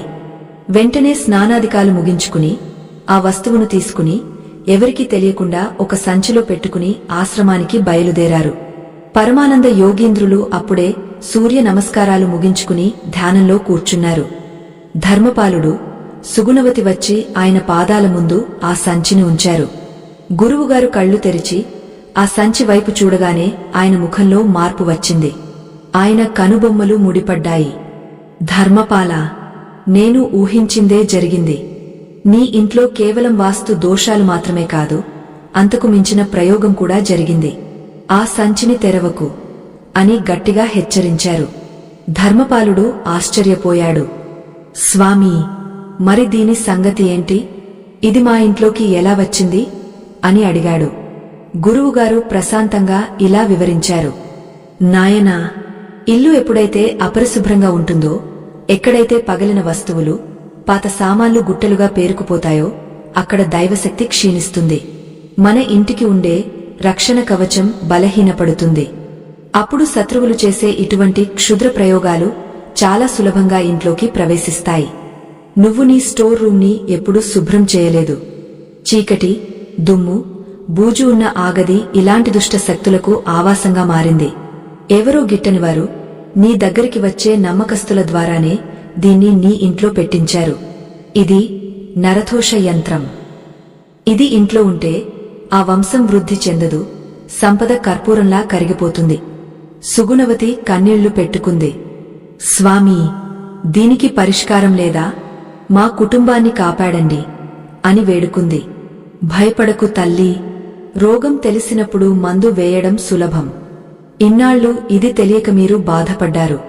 ఇప్పుడు ఇది బయటపడింది అంటే మీ కష్టాలు తీరబోతున్నాయని అర్థం. దీన్ని నిర్వీర్యం చేయడానికి ఒక చిన్న హోమం చేయాలి. ఈలోపు మీరు తెలుసుకోవాల్సిన మరికొన్ని గృహవాస్తు నియమాలు ఉన్నాయి. వాటిని శ్రద్ధగా వినండి. ఈ యంత్రాన్ని కాల్చేలోపు మీ అజ్ఞానాన్ని కూడా కాల్చుకోండి అని గురువుగారు ఉపదేశం మొదలుపెట్టారు. నిన్న మనం పగిలిన అద్దాలు, గడియారాల గురించి మాట్లాడుకున్నాం. ఇప్పుడు మనం మాట్లాడుకోవాల్సింది ప్రతి ఇంట్లోనూ గోడలకు అలంకరించే ఫోటోల గురించి. ధర్మపాల, నీ ఇంట్లో ఎలాంటి ఫోటోలు ఉన్నాయి అని అడిగారు. ధర్మపాలుడు ఆలోచించి, స్వామీ, మా హాల్లో మహాభారత యుద్ధం ఫోటో ఉంది. కురుక్షేత్రం చాలా బాగుంటుందని పెట్టించాను. అలాగే ఒక ఏడుస్తున్న చిన్నపిల్లాడి ఫోటో కూడా ఉంది. అది చూడటానికి ముచ్చటగా ఉందని కొన్నాను. ఇంకా కొన్ని అడవి జంతువుల ఫోటోలు కూడా ఉన్నాయి అని చెప్పాడు. గురువుగారు తల అడ్డంగా ఊపారు. ఎంత పొరపాటు చేశావు నాయనా! ఇల్లు అనేది ప్రశాంతతకు నిలయం. అక్కడ యుద్ధాలు, హింస, దుఃఖం కలిగించే చిత్రాలు ఉండకూడదు. మహాభారతం గొప్ప ఇతిహాసమే కావచ్చు, కాని ఇంట్లో యుద్ధ సన్నివేశాల ఫోటోలు పెట్టుకుంటే కుటుంబ సభ్యుల మధ్య కూడా యుద్ధ వాతావరణమే నెలకొంటుంది. మన మనస్సు ఎప్పుడు మనం చూసే దృశ్యాలను బట్టి స్పందిస్తుంది. రోజు గొడవలు, కత్తులు, రక్తమున్న ఫోటోలు చూస్తుంటే నీకు తెలియకుండానే నీలో ఆవేశం పెరుగుతుంది. అలాగే ఏడుస్తున్న పిల్లల ఫోటోలు, కన్నీరు కారుస్తున్న స్త్రీల చిత్రాలు ఇంట్లో ఉంటే అది దుఃఖానికి ఆహ్వానం పలికినట్లే. ఆ ఫోటోలు చూసినప్పుడల్లా మనసులో ఒక రకమైన దిగులు ఏర్పడుతుంది. ఇక క్రూర మృగాలైన పులి, సింహం వేటాడుతున్నట్లుండే ఫోటోలు, రాబందుల ఫోటోలు ఉంటే ఇంట్లో వారికి క్రూరత్వం పెరుగుతుంది, దయ నశిస్తుంది. వెంటనే ఇంటికి వెళ్లి ఆ ఫోటోలన్నింటినీ తీసేయ్. వాటి బదులుగా నవ్వుతున్న ముఖాలు, పచ్చని ప్రకృతి దృశ్యాలు, ప్రశాంతంగా ఉన్న దేవతామూర్తుల చిత్రాలు లేదా పరుగెత్తుతున్న తెల్లని గుర్రాల ఫోటోలు పెట్టు. ఇవి సానుకూల శక్తిని పెంచుతాయి. నీ ఇంట్లో ఆనందం వెల్లివిరియాలంటే నీ గోడల మీద ఆనందం కనిపించాలి. ఇది వింటుంటే ధర్మపాలుడికి తన ఇంట్లో జరిగే చిన్న చిన్న గొడవలకు కారణం అర్థమైంది. తను ఆఫీసు నుంచి అలసిపోయి ఇంటికి రాగానే హాల్లో ఉన్న ఆ యుద్ధం ఫోటో చూడగానే ఏదో తెలియని చిరాకు వచ్చేది. అది తన భార్య మీద కోపంగా మారేది. ఇంత చిన్న విషయానికి ఇంత పెద్ద ప్రభావం ఉంటుందా అని ఆశ్చర్యపోయాడు. గురువుగారు కొనసాగించారు. ఇక మరొక ముఖ్యమైన ప్రదేశం స్నానాల గది. చాలామంది ఇంటిని శుభ్రంగా ఉంచుతారు కాని బాత్రూంని నిర్లక్ష్యం చేస్తారు. వాస్తుశాస్త్రం ప్రకారం బాత్రూం అనేది రాహువు క్షేత్రం. అక్కడ ఏమాత్రం దోషమున్నా అది నేరుగా ఆరోగ్యం మీద దెబ్బ కొడుతుంది. ధర్మపాల, నీ బాత్రూంలో బకెట్లు, మగ్గులు ఎలా ఉంటాయి? స్వామీ, బకెట్లు పాతబడిపోయాయి. కొన్నిటికి పగుళ్లు కూడా ఉన్నాయి. నీళ్లు అయిపోగానే బకెట్లను బోర్లించి ఉంచుతాము అని చెప్పాడు ధర్మపాలుడు. అది మహా అనర్థం. పగిలిన మగ్గులు, పగిలిన బకెట్లు బాత్రూంలో ఉంచకూడదు. అవి దారిద్ర్యానికి సంకేతాలు. అలాగే స్నానమైన తర్వాత బకెట్లను ఎప్పుడూ ఖాళీగా ఉంచకూడదు. కనీసం సగం బకెట్ నీళ్లైనా నింపి ఉంచాలి. ఖాళీ బకెట్ అంటే ఖాళీ జీవితం అని అర్థం. బకెట్ని బోర్లించి పెట్టడమంటే అదృష్టాన్ని రాకుండా అడ్డుకోవడమే. అలాగే బాత్రూం తలుపు ఎప్పుడు వేసే ఉంచాలి. అది తెరిచి ఉంచితే అందులో ఉండే నెగటివ్ ఎనర్జీ ఇల్లంతా వ్యాపిస్తుంది. బాత్రూంలో తడి బట్టలను ఎప్పటికప్పుడు ఉతికి ఆరేయాలి తప్ప రాత్రంతా నానబెట్టి ఉంచకూడదు. రాత్రిపూట బట్టలు నానబెట్టి ఉంచితే ఆ ఇంట్లో ఉండే స్త్రీలకు అనారోగ్య సమస్యలు వస్తాయి అని హెచ్చరించారు. ఇవన్నీ వింటుంటే సుగుణవతికి తన తప్పులు తెలిసొచ్చాయి. తను తరచుగా బద్ధకంతో రాత్రిపూట బట్టలు సర్ఫ్ నీళ్లలో నానబెట్టి ఉదయం ఉతుకుతుంది. దానివల్లే తనకు కీళ్ల నొప్పులు, నీరసం వస్తున్నాయని గ్రహించింది. ఇంకొక విషయం, అంటూ గురువుగారు ఒక ముఖ్యమైన పాయింట్ చెప్పారు. చాలామందికి ఒక దురలవాటు ఉంటుంది. స్నానం చేసిన తర్వాత తడి టవల్ని తీసుకువచ్చి మంచం మీద పడేస్తారు. ఇది ఎంత ప్రమాదమో తెలుసా? తడి టవల్ని మంచం మీద వేస్తే ఆ మంచం మీద పడుకునే వారికి చర్మ వ్యాధులు రావడమే కాకుండా దాంపత్య సుఖం లోపిస్తుంది. మంచం ఎప్పుడూ పొడిగా, శుభ్రంగా ఉండాలి. తడి వస్త్రాన్ని మంచం మీద వేయడమంటే లక్ష్మీదేవిని అవమానించడమే. ధర్మపాలుడికి తన కొడుకు చేసే పని గుర్తొచ్చింది. వాడు ఎప్పుడూ తడి టవల్ మంచం మీదే విసిరేస్తాడు. వాడికి చెప్పినా వినడు. ఇక నుంచి ఖచ్చితంగా మార్చాలి అనుకున్నాడు. చివరగా ఇంకొక వస్తువు గురించి చెబుతాను. ఇది వంటగదికి సంబంధించినది. మనం వంట చేసేటప్పుడు వాడే ఉప్పు సాక్షాత్తు లక్ష్మీ స్వరూపం. ఉప్పును ఎప్పుడూ ప్లాస్టిక్ డబ్బాల్లో లేదా ఇనుప డబ్బాల్లో పోయకూడదు. దాన్ని కేవలం గాజు సీసాలో లేదా పింగాణీ జాడీలో మాత్రమే నిల్వ చేయాలి. ప్లాస్టిక్లో ఉప్పు నిల్వ చేస్తే అది విషంగా మారుతుంది, ఆర్థిక సమస్యలను తెచ్చిపెడుతుంది. అలాగే సాయంత్రం 6 గంటల తర్వాత ఎవరికి ఉప్పుని చేతికి ఇవ్వకూడదు, దానం చేయకూడదు. అలా చేస్తే మీ ఇంటి లక్ష్మి బయటకు వెళ్లిపోతుంది అని చెప్పారు. ఈ పాక్యాలన్నీ పూర్తయ్యేసరికి ఆశ్రమంలో హోమగుండం సిద్ధమైంది. శిష్యులు కట్టెలతో అగ్నిని ప్రజ్వరింపజేశారు. గురువుగారు ధర్మపాలుడి చేత సంకల్పం చెప్పించి ఆ సంచిలో ఉన్న యంత్రాన్ని బయటకు తీశారు. దాన్ని చూడగానే అగ్నిహోత్రం కూడా ఒక్కసారిగా భగ్గున మండినట్లు అనిపించింది. గురువుగారు కొన్ని ప్రత్యేకమైన మంత్రాలను ఉచ్చరిస్తూ వేప ఆకులు, ఆవాలు, మిరపకాయలు కలిపి ఆ యంత్రాన్ని అగ్నిలో వేశారు. అది కాలుతున్నప్పుడు అందులో నుంచి ఆకుపచ్చని పొగ వచ్చింది. ఒక వికృతమైన వాసన ఆ ప్రాంతమంతా వ్యాపించింది. ఏదో జీవి అరుస్తున్నట్లుగా సన్నని శబ్దం వినిపించింది. ధర్మపాలుడు భయంతో కళ్ళు మూసుకున్నాడు. గురువుగారు మాత్రం నిర్భయంగా మంత్రాలను పలిస్తూనే ఉన్నారు. సుమారు అరగంట సేపు ఆ హోమం జరిగింది. చివరికి ఆ యంత్రం కాలి బూడిదైపోయింది. ఆ బూడిదను గురువుగారు ఒక చిన్న కుండలో సేకరించి దాని మూతికి ఎర్రటి గుడ్డ కట్టారు. ధర్మపాలా, నీ ఇంటికి పట్టిన పీడ వదిలిపోయింది. ఈ బూడిదను తీసుకువెళ్లి ఊరి చివర ఉన్న పారే వాగులో కలిపేయి. వెనక్కి తిరిగి చూడకుండా ఇంటికి వెళ్ళు. ఈ రోజు నుంచి నీ ఇంట్లో కొత్త శకం మొదలవుతుంది.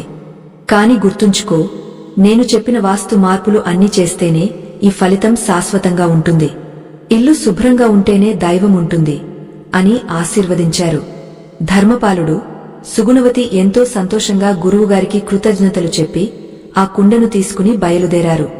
గురువుగారు చెప్పినట్లే వాగులో కలిపి ఇంటికి చేరుకున్నారు. ఇంటికి రాగానే వారికి ఎంతో తేలికగా అనిపించింది. గాలిలో కూడా ఏదో స్వచ్ఛత ఉన్నట్లు అనిపించింది. వెంటనే మిగిలిన పనులు మొదలుపెట్టారు. హాల్లో ఉన్న యుద్ధం ఫోటోలు, ఏడుస్తున్న పిల్లాడి ఫోటోలు తీసేశారు. బాత్రూంలో పగిలిన బకెట్లను పారేశారు. వంటగదిలో ప్లాస్టిక్ డబ్బాల్లో ఉన్న ఉప్పును కొత్తగా కొన్న పింగాణీ జాడీలోకి మార్చారు. ఇల్లు మొత్తం కడిగి పసుపు నీళ్లు చల్లి సాంబ్రాణి ధూపం వేశారు. సాయంత్రం అయ్యేసరికి ఇల్లు ఒక దేవాలయంలా మారిపోయింది. ఆ రాత్రి భోజనం చేసి ప్రశాంతంగా కూర్చున్న సమయంలో బయట గేటు దగ్గర ఎవరో పిలుస్తున్న శబ్దం వినిపించింది. ధర్మపాలా, ధర్మపాలా, కాస్త మంచినీళ్లు ఇస్తావా అని చాలా దీనంగా, నీరసంగా ఉన్న గొంతు వినిపించింది. ధర్మపాలుడు ఆ గొంతు గుర్తుపట్టాడు. అది మరెవరో కాదు, తన సమీప బంధువు మరియు వ్యాపారంలో తనతో పోటీపడే రఘురాం. ఇన్నాళ్లుగా తన ముఖం చూడటానికి కూడా ఇష్టపడని రఘురాం ఈ రాత్రిపూట అది ఇంత దీనంగా నీళ్లు అడగడానికి ఎందుకు వచ్చాడు? ధర్మపాలుడు తలుపు తీసి బయటకు వెళ్లాడు. గేటు దగ్గర రఘురాం పరిస్థితి చూసి షాక్ అయ్యాడు. రఘురాం బట్టలు చిరిగిపోయి ఉన్నాయి, జుట్టు చెదిరిపోయింది, ముఖం అంతా నల్లగా మాడిపోయినట్లుంది. శరీరం మీద అక్కడెక్కడ కాలిన గాయాలు కనిపిస్తున్నాయి. ఏమైంది రఘురాం? ఎందుకీ పరిస్థితి అని ఆందోళనగా అడిగాడు ధర్మపాలుడు. రఘురాం కళ్లలో నీళ్లు తిరిగాయి. ధర్మపాలా, నన్ను క్షమించు. నేను చేసిన పాపం నన్ను కాటేసింది. ఈ రోజు ఉదయం నుంచి నా శరీరం మంటలతో కాలిపోతున్నట్లు ఉంది. డాక్టర్లకు చూపించినా ఏ రోగం లేదంటున్నారు. నాకు తెలుసు ఇది దైవ శిక్ష అని. నేను నీకు చేసిన అన్యాయం నన్ను వెంటాడుతోంది అని కాళ్లమీద పడిపోయాడు. ధర్మపాలుడికి అర్థమైపోయింది. ఉదయం గురువుగారు హోమం చేసి ఆ యంత్రాన్ని కాల్చేసిన సమయానికే ఇక్కడ రఘురాంకి ఈ బాధ మొదలై ఉంటుంది. అంటే ఆ యంత్రాన్ని ఇంట్లో పెట్టించింది రఘురామేనా? ఇంతటి దుర్మార్గానికి ఒడిగట్టాడా? అయితే రఘురాం చెప్పిన తర్వాతి మాట ధర్మపాలుడిని మరింత దిగ్భ్రాంతికి గురిచేసింది. ధర్మపాల, నేను కేవలం ఆ పెట్టెలో యంత్రాన్ని మాత్రమే పెట్టాను. కాని నీ ఇంటి పునాదుల్లోనే ఒక పెద్ద వాస్తు లోపముంది. దాన్ని నేను సృష్టించలేదు. మీ తాతల కాలం నాటి ఆ లోపం వల్లే నాలాంటి వాళ్లు నీమీద ప్రయోగాలు చేయగలిగారు. ఆ రహస్యం ఆ ఇంట్లోనే ఒక రహస్య గదిలో ఉంది అంటూ రఘురాం స్పృహ తప్పి పడిపోయాడు. ధర్మపాలుడి గుండె వేగం పెరిగింది. యంత్రం కాలిపోయింది, శత్రువు దొరికిపోయాడు అనుకునేలోపే ఇంకొక కొత్త సమస్య తెరమీదకు వచ్చింది. పునాదుల్లో వాస్తులోపమా? రహస్య గదా? అసలు ఈ ఇంట్లో నాకు తెలియనివి ఇంకా ఎన్ని ఉన్నాయి? రఘురాం చెప్పిన ఆ రహస్య గది ఎక్కడ ఉంది? అందులో ఏముంది? ఇంటి పునాదుల్లో ఉన్న ఆ భయంకరమైన దోషమేమిటి? ఇది కేవలం వస్తువుల సమస్య కాదా? స్థలంలోనే దోషముందా? ఈ ప్రశ్నలకు సమాధానం దొరకాలంటే ధర్మపాలుడు ఆ రహస్య గదిని వెతకాలి. కాని ఆ గదిని తెరవడమంటే మళ్లీ మృత్యువుతో ఆటలాడటమేనా?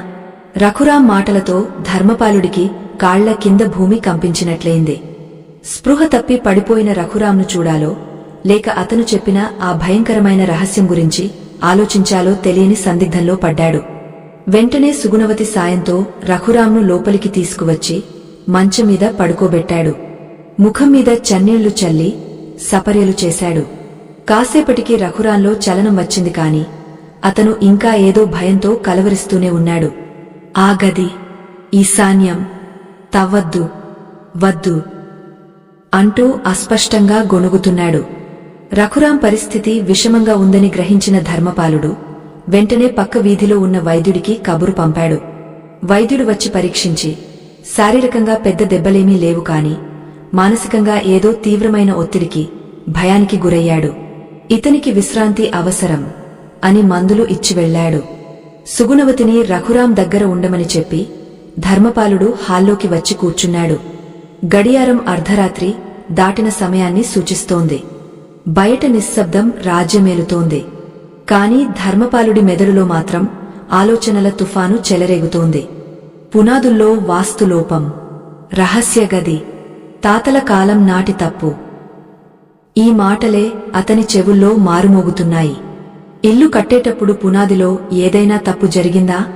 మా తాతయ్య ధర్మారావుగారు ఈ ఊర్లో పేరు మోసిన మోతుబరి. ఆయన ఏ పని చేసినా శాస్త్రోక్తంగానే చేస్తారు కదా.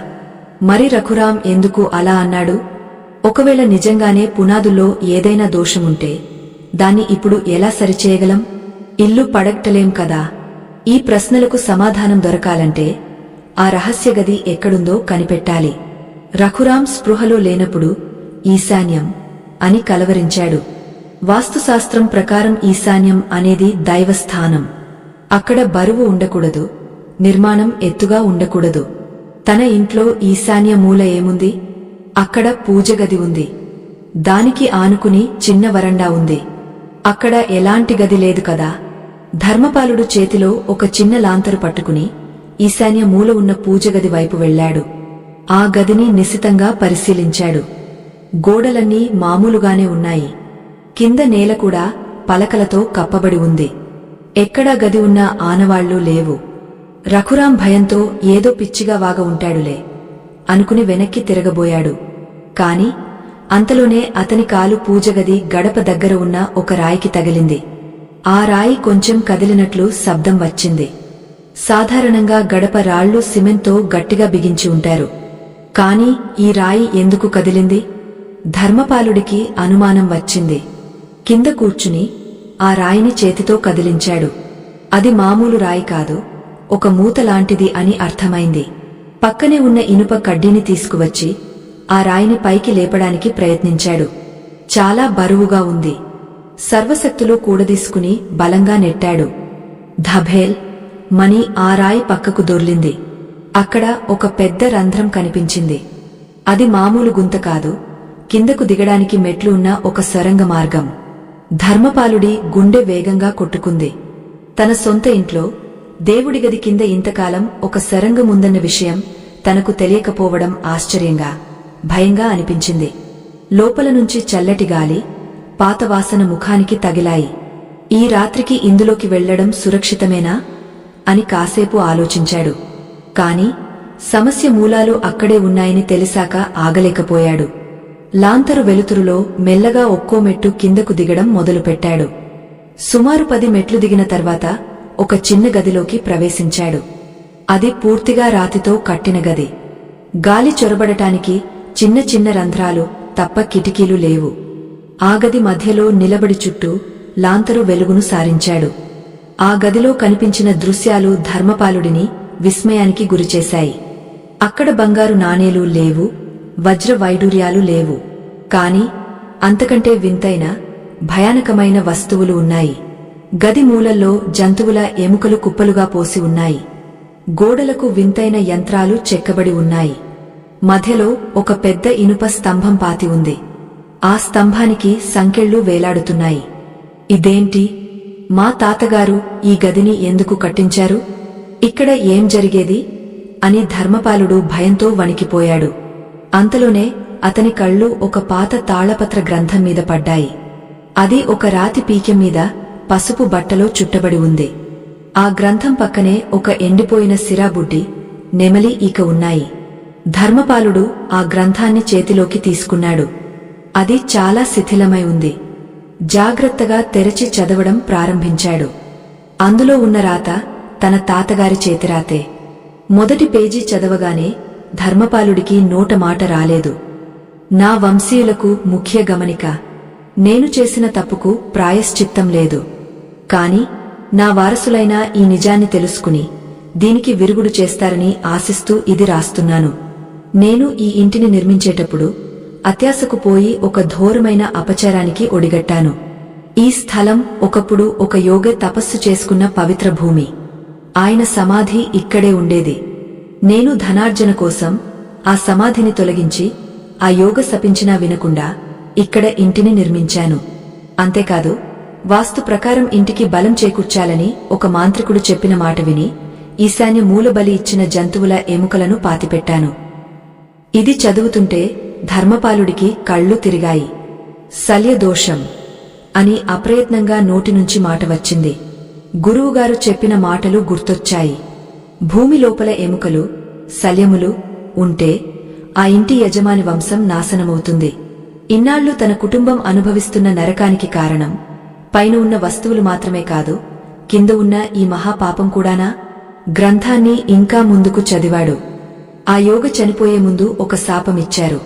ఎప్పుడైతే నీ వంశంలో 3వ తరం వస్తుందో అప్పుడు ఈ పాపం పడగ విప్పుతుంది. ఇంటి యజమాని ఆయుష్షు క్షీణిస్తుంది, అకాల మృత్యువు సంభవిస్తుంది అని. దాన్ని అడ్డుకోవడానికే ఈ రహస్య గదిలో నాగబంధం వేయించాను. కాని అది ఎంతో కాలం నిలవదు. నా మనవడు అంటే ధర్మపాలుడు ఈ ఇంటికి యజమాని అయినప్పుడు అతను ఖచ్చితంగా ఈ దోషాన్ని నివారించాలి. లేదంటే అక్కడ వాక్యం అసంపూర్తిగా ఉంది. చివరి పేజీ చిరిగిపోయి ఉంది. దోషాన్ని ఎలా నివారించాలో రాసి ఉన్న పేజీ కనిపించడం లేదు. ధర్మపాలుడు ఆ గదిలో పిచ్చివాడిలా వెతకడం మొదలుపెట్టాడు. ఆ పేజీ ఎక్కడైనా కింద పడిపోయిందేమో అని మూలమూలలా వెతికాడు. ఆ క్రమంలో ఆ గది మధ్యలో ఉన్న ఇనుప స్తంభం కింద ఏదో మెరుస్తూ కనిపించింది. దగ్గరికి వెళ్లి చూశాడు. అది ఒక చిన్న బంగారు పెట్టె. దానిమీద తెరవకూడదు, ప్రాణాపాయం అని పాత తెలుగు లిపిలో చెక్కి ఉంది. కాని ఆ చిరిగిపోయిన పేజీ బహుశా అందులో ఉండొచ్చు, లేదా పరిష్కారం అందులో దొరకొచ్చు అనే ఆశతో ధర్మపాలుడు ఆ హెచ్చరికను ఖాతరు చేయకుండా ఆ పెట్టెను తీశాడు. అది తీసిన వెంటనే ఆ సొరంగం మొత్తం ఒక్కసారిగా కంపించింది. గాలి లేకపోయినా లాంతరు దీపం రెపరెపలాడింది. ఏదో అదృశ్య శక్తి ఆ గదిలో నిద్రలేచినట్లు అనిపించింది. ఆ పెట్టె మూత చాలా బిగుతుగా ఉంది. పక్కనే ఉన్న ఒక రాయితో దాన్ని పగలగొట్టాడు. మూత తెరుచుకుంది. లోపల ఆ చిరిగిపోయిన తాళపత్రం లేదు. దానికి బదులుగా ఒక పురాతనమైన నల్లటి రాయి ఉంది. అది సాలగ్రామం లాంటిది కాదు, ఒక వికృతమైన ఆకారం ఉన్న రాయి. దాని కింద ఒక చిన్న రాగరేకు ఉంది. దానిమీద ఇలా రాసి ఉంది: ఈ రాయిని ఆ యోగ సమాధి నుంచి సేకరించాను. దీనిలో ఆయన ఆత్మ బంధించబడి ఉంది. దీన్ని ఎవరైతే తాకుతారో వారికి ఆ యోగ శాపం తక్షణం వర్తిస్తుంది. దీనికి విముక్తి కలగాలంటే ఆ యోగికి ఇష్టమైన ఒక వస్తువును, ఏదైతే నేను ఆయన దగ్గర నుంచి దొంగిలించానో దాన్ని తిరిగి ఆయన సమాధి ఉన్న చోట, అంటే ఇంటి బ్రహ్మస్థానంలో ప్రతిష్ఠించాలి. ఆ వస్తువు పేరు. మళ్లీ ఆ పేరు దగ్గర అక్షరాలు చెరిగిపోయి ఉన్నాయి. ధర్మపాలుడికి ఏడుపు వచ్చింది. తాతగారు, ఎందుకిలా సగం సగం రాసి మమ్మల్ని చంపేస్తున్నారు? ఆ వస్తువు ఏది? ఆయన దగ్గర మీరు దొంగిలించింది ఏంటి అని తల బాదుకున్నాడు. ఆ సమయంలో పైన ఇంటి నుంచి సుగుణవతి గట్టిగా అరవడం వినిపించింది.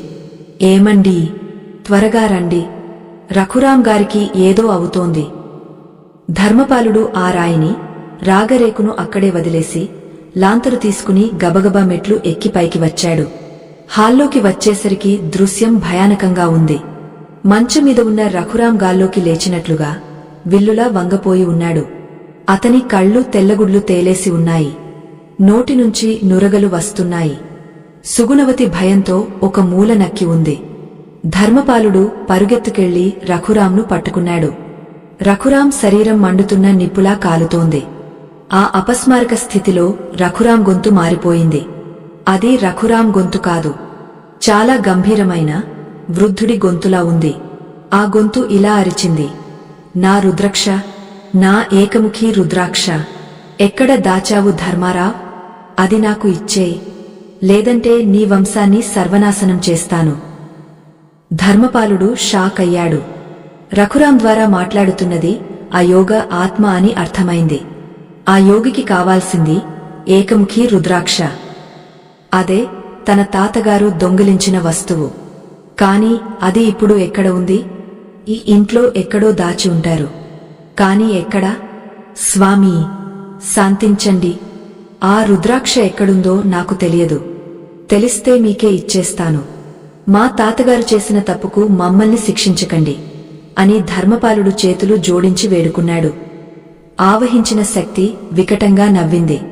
నీకు తెలియదా? అది నీ కళ్ల ముందే ఉంది. రోజూ నువ్వు దాన్ని చూస్తున్నావు. కాని దాని విలువ నీకు తెలియదు. నీ ఇంట్లో ఉన్న పాడైపోయిన వస్తువుల్లోనే అది దాగ ఉంది. దాన్ని వెతికి పట్టుకో. రేపు సూర్యాస్తమయంలోపు ఆ రుద్రాక్ష నా సమాధి స్థానంలో ఇంటి మధ్యలో చేరకపోతే ఈ రఘురాం ప్రాణమే కాదు, నీ కొడుకు ప్రాణం కూడా తీసుకెళ్తాను. ధడార్మని రఘురాం మంచం మీద పడిపోయాడు. స్పృహ కోల్పోయాడు. ఇల్లంతా మళ్లీ నిశ్శబ్దం ఆవహించింది. ధర్మపాలుడికి ఇప్పుడు లక్ష్యం తెలిసింది. ఏకముఖి రుద్రాక్ష. అది సాక్షాత్తు శివుడి స్వరూపం. అది ఇంట్లో ఉంటే సిరిసంపదలు కురుస్తాయి. కాని అది దొంగిలించినది అయితే మరణాన్ని తెస్తుంది. తాతగారు దాన్ని ఎక్కడ దాచి ఉంటారు? కళ్ల ముందే ఉంది, పాడైపోయిన వస్తువుల్లో ఉంది అని ఆ శక్తి చెప్పింది. పాడైపోయిన వస్తువులు. తాను నిన్ననే చాలా వస్తువులను బయట పారేశాడు. వాటిలో ఉందా, లేక ఇంకా ఇంట్లో మిగిలి ఉన్న పాత సామాన్లలో ఉందా? ధర్మపాలుడు ఆలోచించడం మొదలుపెట్టాడు.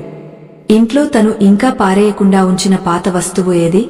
ఒక్కసారిగా అతని దృష్టి హాల్లో ఉన్న ఒక పాతకాలపు గంధపు చెక్కపెట్టె మీద పడింది.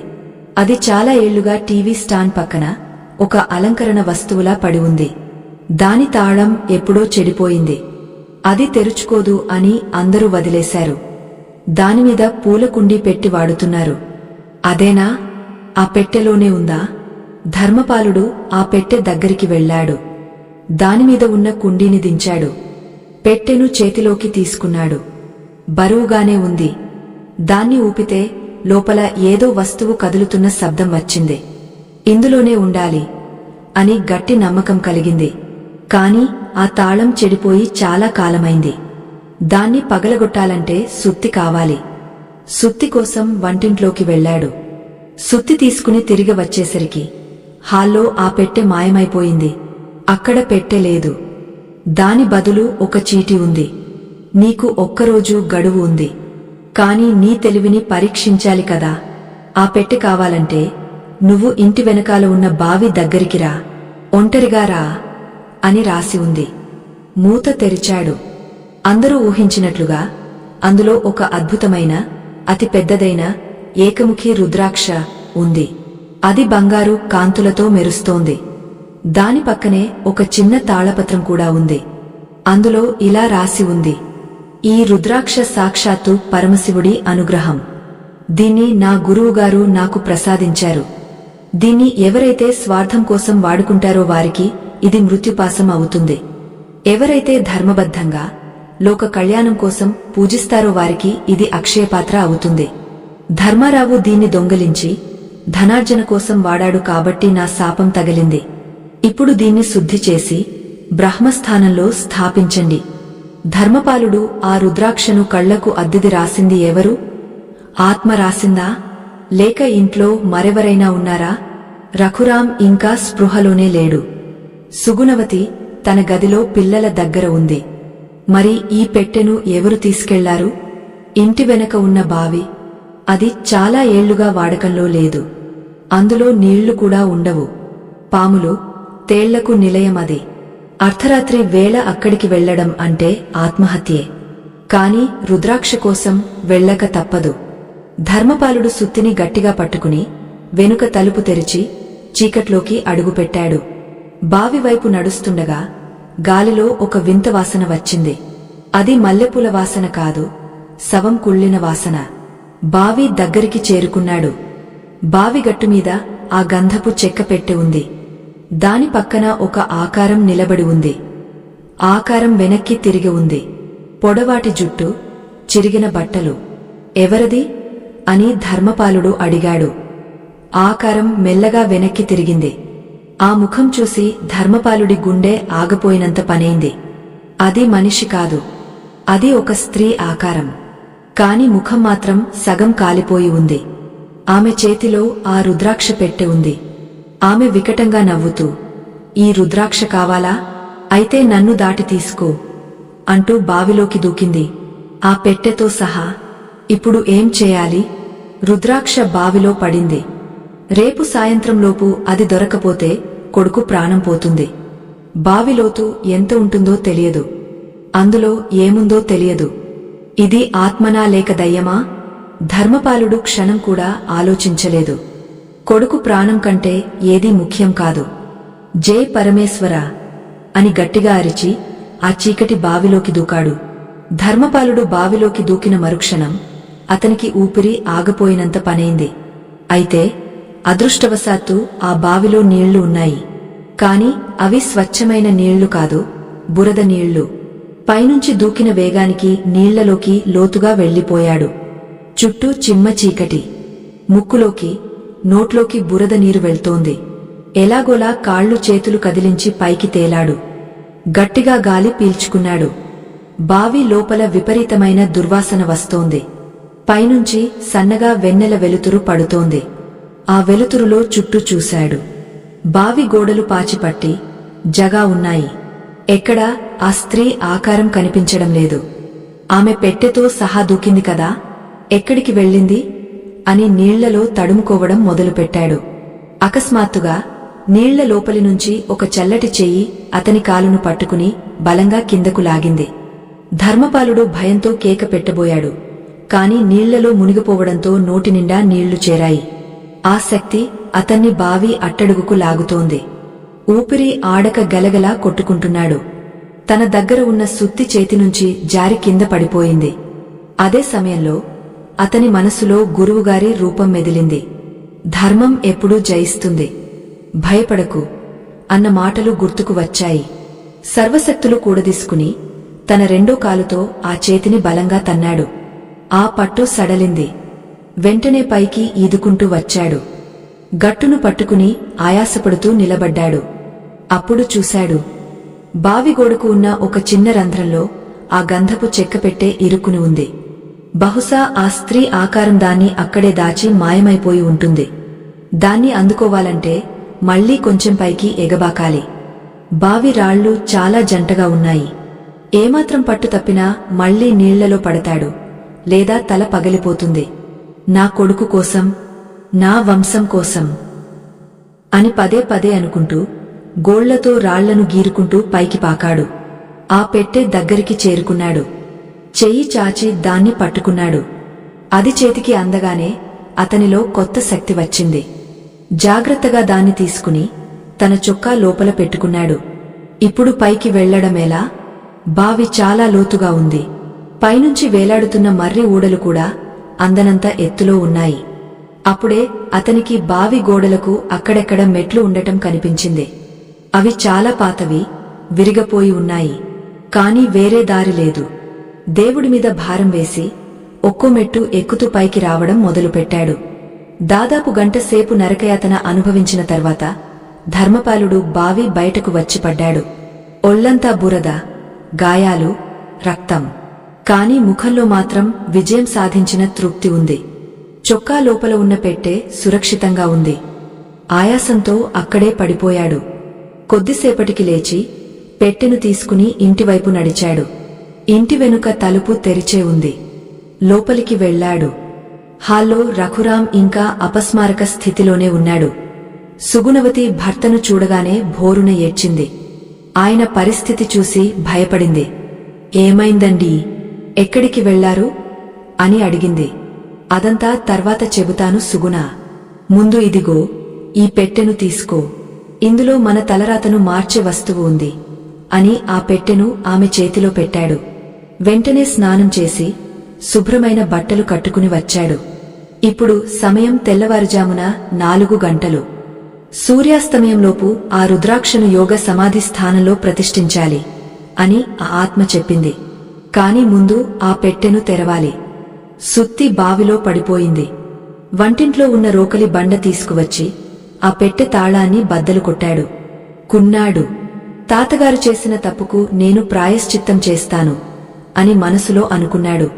అయితే ఇక్కడో కొత్త సమస్య వచ్చింది.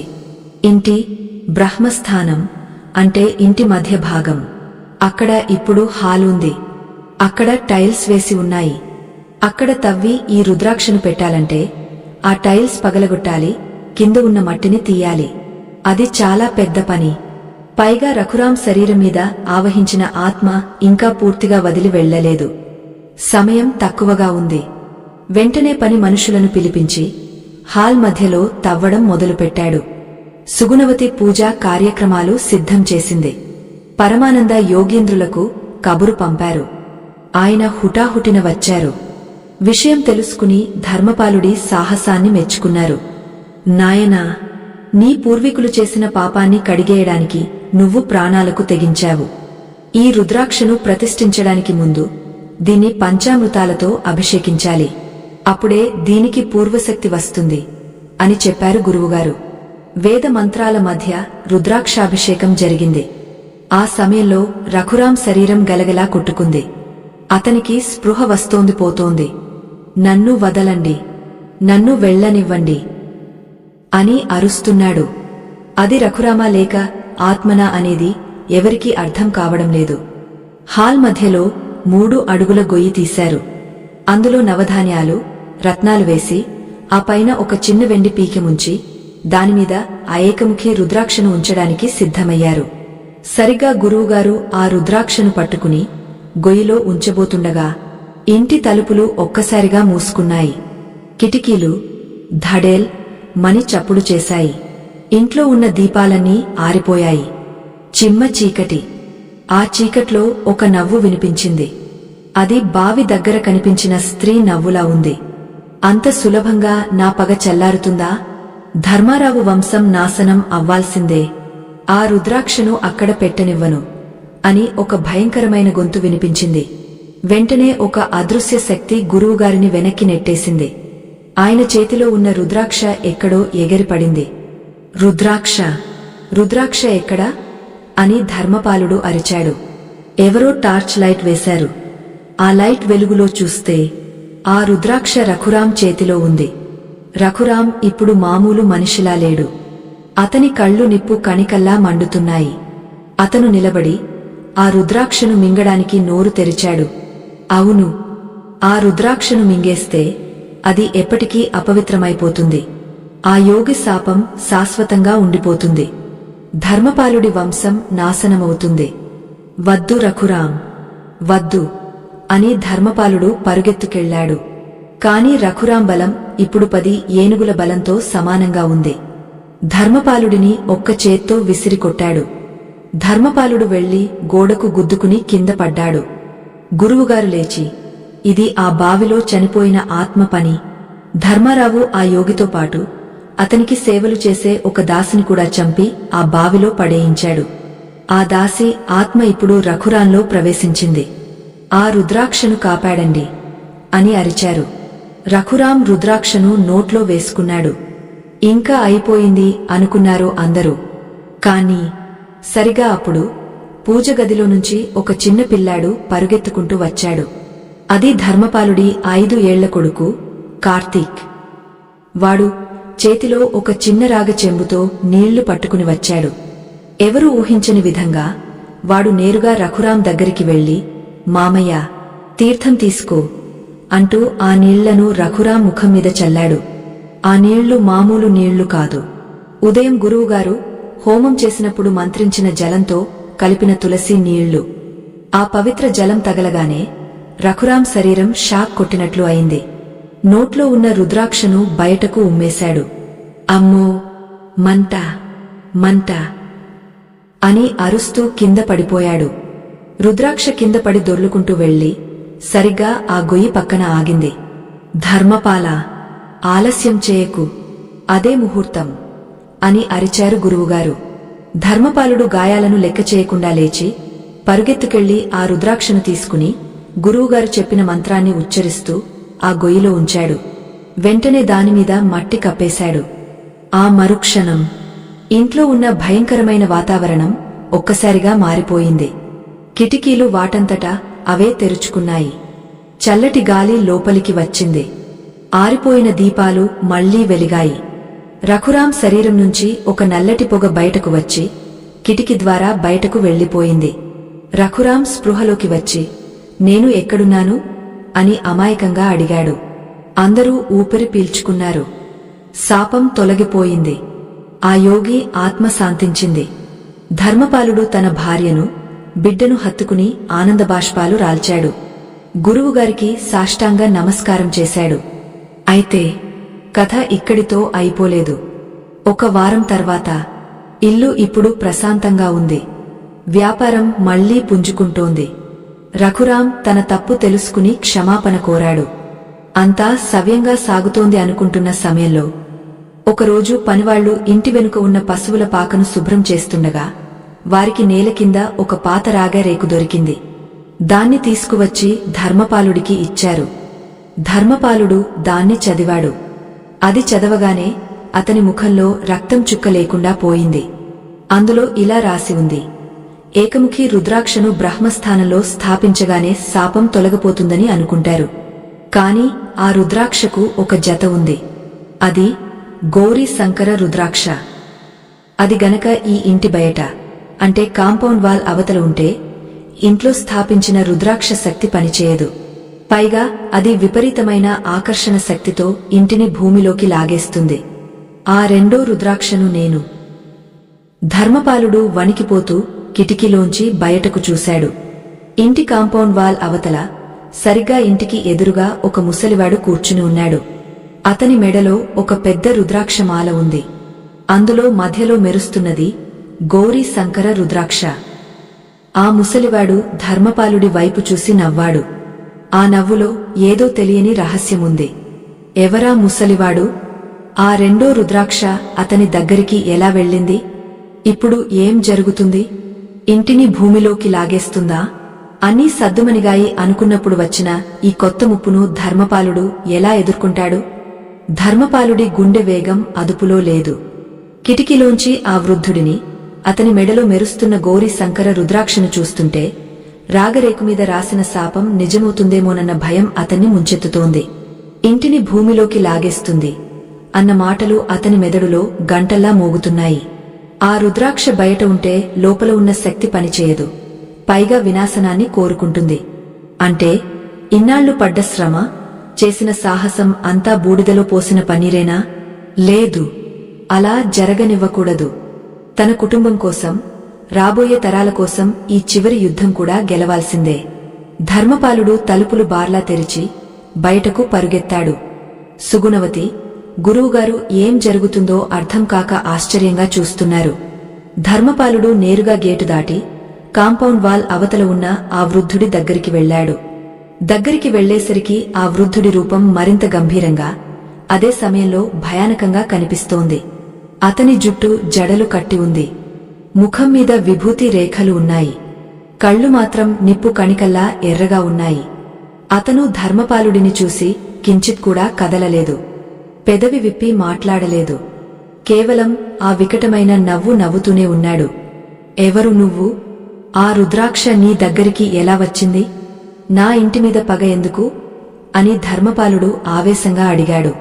ఆ వృద్ధుడు మెల్లగా తలపైకి ఎత్తి చూశాడు. అతని గొంతు బావిలో నుంచి వచ్చినట్లుగా గంభీరంగా పలికింది. నేను ఎవరినో నీకు అనవసరం. కాని నా మెడలో ఉన్న ఈ రుద్రాక్ష ఎవరిదో నీకు తెలుసు. ఇది ఆ యోగిది. నీ తాతగారు ఆ యోగిని చంపినప్పుడు ఈ రెండో రుద్రాక్షను దొంగలించడానికి ప్రయత్నించారు.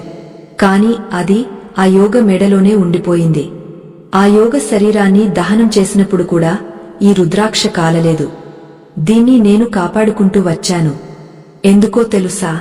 నీ తాతగారు చేసిన పాపానికి నీ వంశం అంతా నాశనం అయిపోయాక ఆ శిథిలాల మీద నిలబడి నవ్వడానికి. ధర్మపాలుడు నిశ్చేష్టుడయ్యాడు. ఇతను సామాన్య మానవుడు కాదు. బహుశా ఆ యోగ శిష్యుడో లేదా ఆ శాపానికి కాపలాదారుడో అయి ఉండాలి. అయ్యా, మా తాతగారు చేసింది తప్పే. దానికి నేను ప్రాయశ్చిత్తం చేసుకుంటున్నాను. ఇప్పటికే ఏకముఖి రుద్రాక్షను స్థాపించాను. దయచేసి ఆ గౌరీ శంకర రుద్రాక్షను కూడా నాకు ఇవ్వండి. ఆ రెండు కలిస్తేనే శాంతి కలుగుతుంది. నా కుటుంబాన్ని బలి తీసుకోవద్దు అని ధర్మపాలుడు ప్రాధేయపడ్డాడు. ఆ వృద్ధుడు పెద్దగా నవ్వాడు. అడగగానే ఇవ్వడానికి ఇది బిచ్చం కాదురా, ధర్మం. నువ్వు ఏకముఖి రుద్రాక్షను స్థాపించావు సరే, కాని అది కేవలం పురుష శక్తి, శివుడు. నా దగ్గర ఉన్నది ప్రకృతి శక్తి, పార్వతీ పరమేశ్వరులు. శివుడు శక్తి లేకపోతే శవం. నీ ఇంట్లో ఉన్న రుద్రాక్ష ఇప్పుడు అసంపూర్ణంగా ఉంది. అది నీ ఇంటిని రక్షించదు, భస్మం చేస్తుంది. ఈ రుద్రాక్ష కావాలంటే నువ్వు ఒక త్యాగం చేయాలి. ఏం త్యాగం? నా ఆస్తి మొత్తం రాసిస్తాను. నా ఇల్లు రాసిస్తాను. ఏం కావాలో కోరుకోండి అన్నాడు ధర్మపాలుడు. నాకు నీ ఆస్తిపాస్తులు అక్కర్లేదు. నీ రక్తం కావాలి. నీ కుడి చేతి బొటనవేలును కోసి ఆ రక్తంతో ఈ రుద్రాక్షను కడిగి అప్పుడు తీసుకువెళ్ళు. అప్పుడే ఆ యోగ ఆత్మ శాంతిస్తుంది. నీ తాతగారు చేసిన రక్తపాతానికి నీ రక్తం పరిహారం అవుతుంది అని ఆ వృద్ధుడు ఒక పదునైన కత్తిని ధర్మపాలుడి ముందు విసిరాడు. ధర్మపాలుడు ఒక్క క్షణం ఆలోచించలేదు. తన ప్రాణం పోయినా పర్వాలేదు, తన కుటుంబం బతకాలి. ఇదే ఆ వృద్ధుడు కోరుతున్న త్యాగమైతే చేయడానికి సిద్ధమే. కింద పడిన కత్తిని తీసుకున్నాడు. తన కుడి చేతిని చాచాడు. కత్తిని వేలుమీద పెట్టాడు. ధర్మా, ఆగు అని వెనుక నుంచి ఒక గొంతు వినిపించింది. తిరిగి చూస్తే గురువుగారు పరమానంద యోగీంద్రులు అక్కడ నిలబడి ఉన్నారు. ఆయన కళ్లలో కోపం కాదు, ప్రశాంతత ఉంది. ఆయన నేరుగా ఆ వృద్ధుడి దగ్గరికి వచ్చారు. వృద్ధుడిని చూసి గురువుగారు చిరునవ్వు నవ్వారు. ఆశ్చర్యకరంగా ఆ వృద్ధుడు కూడా గురువుగారిని చూసి లేచి నిలబడ్డాడు. పరీక్ష చాలు భైరవా, ధర్మపాలుడు గెలిచాడు అన్నారు గురువుగారు. ధర్మపాలుడికి మతిపోయినంత పనైంది. పరీక్ష అంటే మీ ఇద్దరికీ ముందే తెలుసా? గురువుగారు ధర్మపాలుడి భుజం మీద చేయి వేసి ఇలా చెప్పారు. నాయనా ధర్మపాలా, ఇతను భైరవుడు, ఆ యోగికి ప్రధాన శిష్యుడు. ఆ యోగ మరణించిన తర్వాత ఆయన కోరిక మేరకు ఈ రుద్రాక్షను కాపాడుతూ సరైన సమయం కోసం ఎదురుచూస్తున్నాడు. రాగరేకు మీద రాసిన శాపం నిజమే, కాని దానికి విరుగుడు రక్తం కాదు, పశ్చాత్తాపం.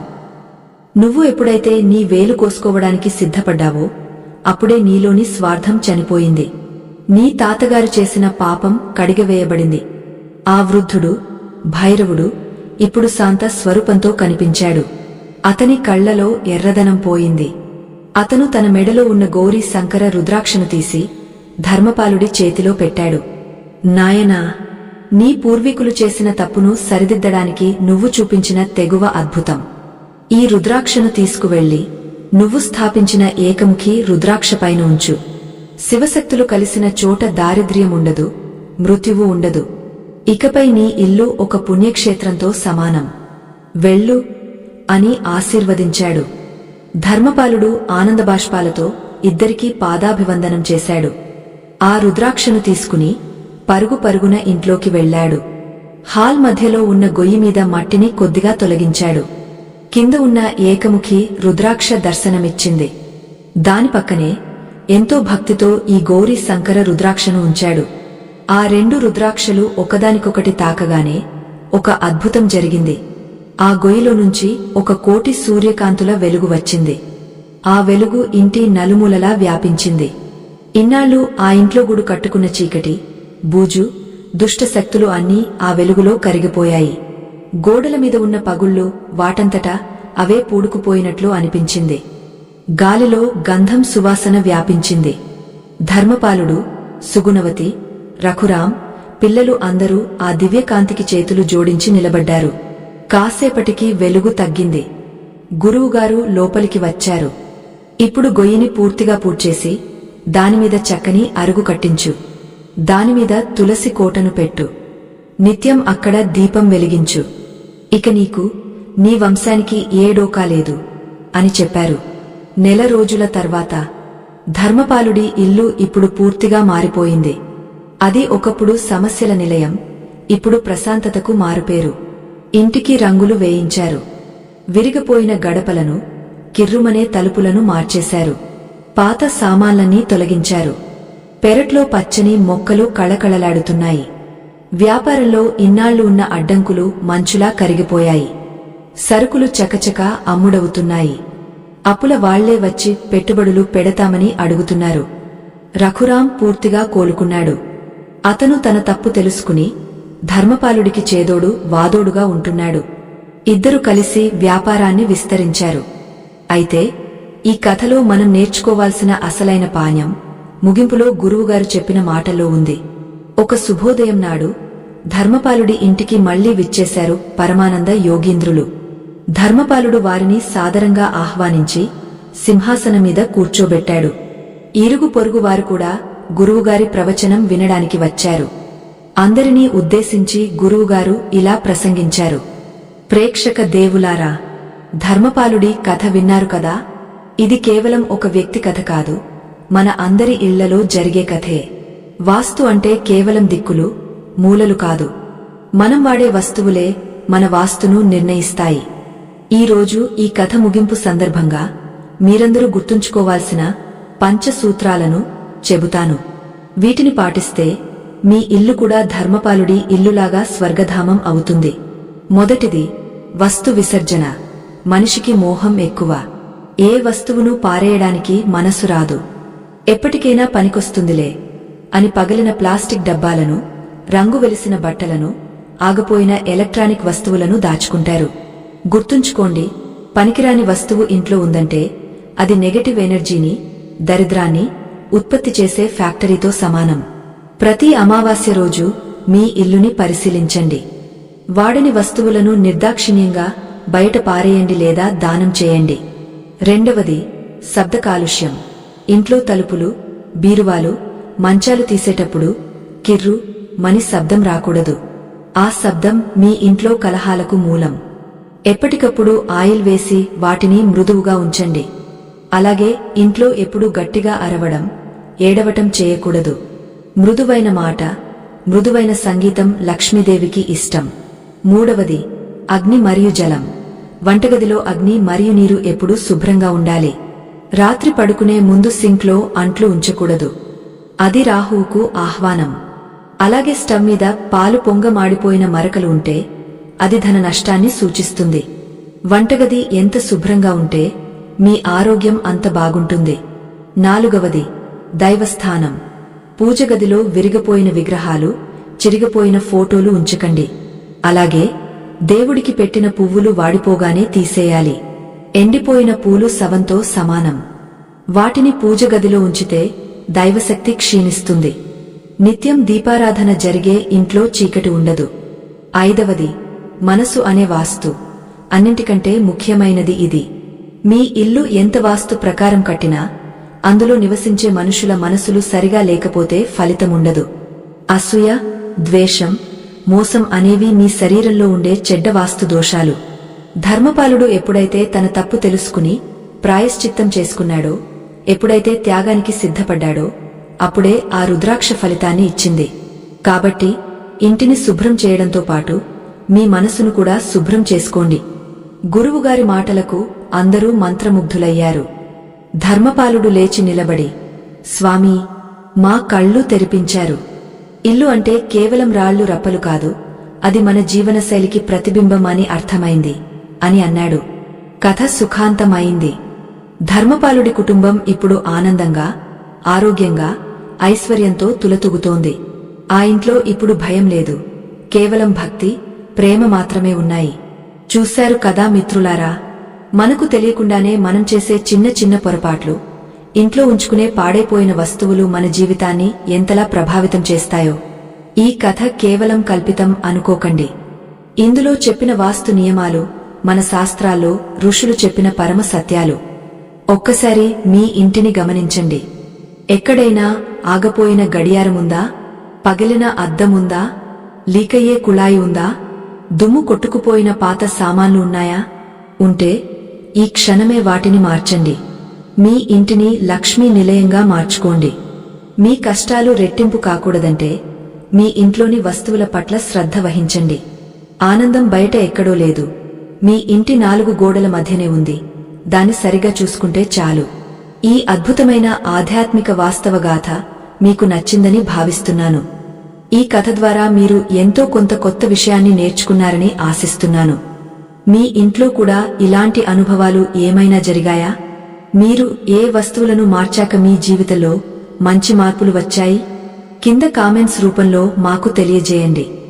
మీ అనుభవాలు 10 మందికి ఉపయోగపడతాయి. ఇలాంటి మరిన్ని ఆసక్తికరమైన, భక్తిరస ప్రధానమైన మరియు జీవితానికి ఉపయోగపడే వీడియోల కోసం మా ఛానల్ని ఇప్పుడే సబ్స్క్రైబ్ చేసుకోండి. పక్కనే ఉన్న గంట సింబల్ని నొక్కడం మర్చిపోకండి. అప్పుడే మా తదుపరి వీడియో నోటిఫికేషన్ మీకు వెంటనే వస్తుంది. ఈ వీడియో మీకు నచ్చితే లైక్ చేయండి, మీ బంధుమిత్రులందరికీ షేర్ చేయండి. మంచి విషయాన్ని పంచడం కూడా దైవకార్యమే. మరొక అద్భుతమైన వీడియోతో మళ్ళీ కలుద్దాం. అంతవరకు సెలవు. నమస్కారం. లోక సమస్తా సుఖినో భవంతు. ఓం శాంతి శాంతి శాంతిః.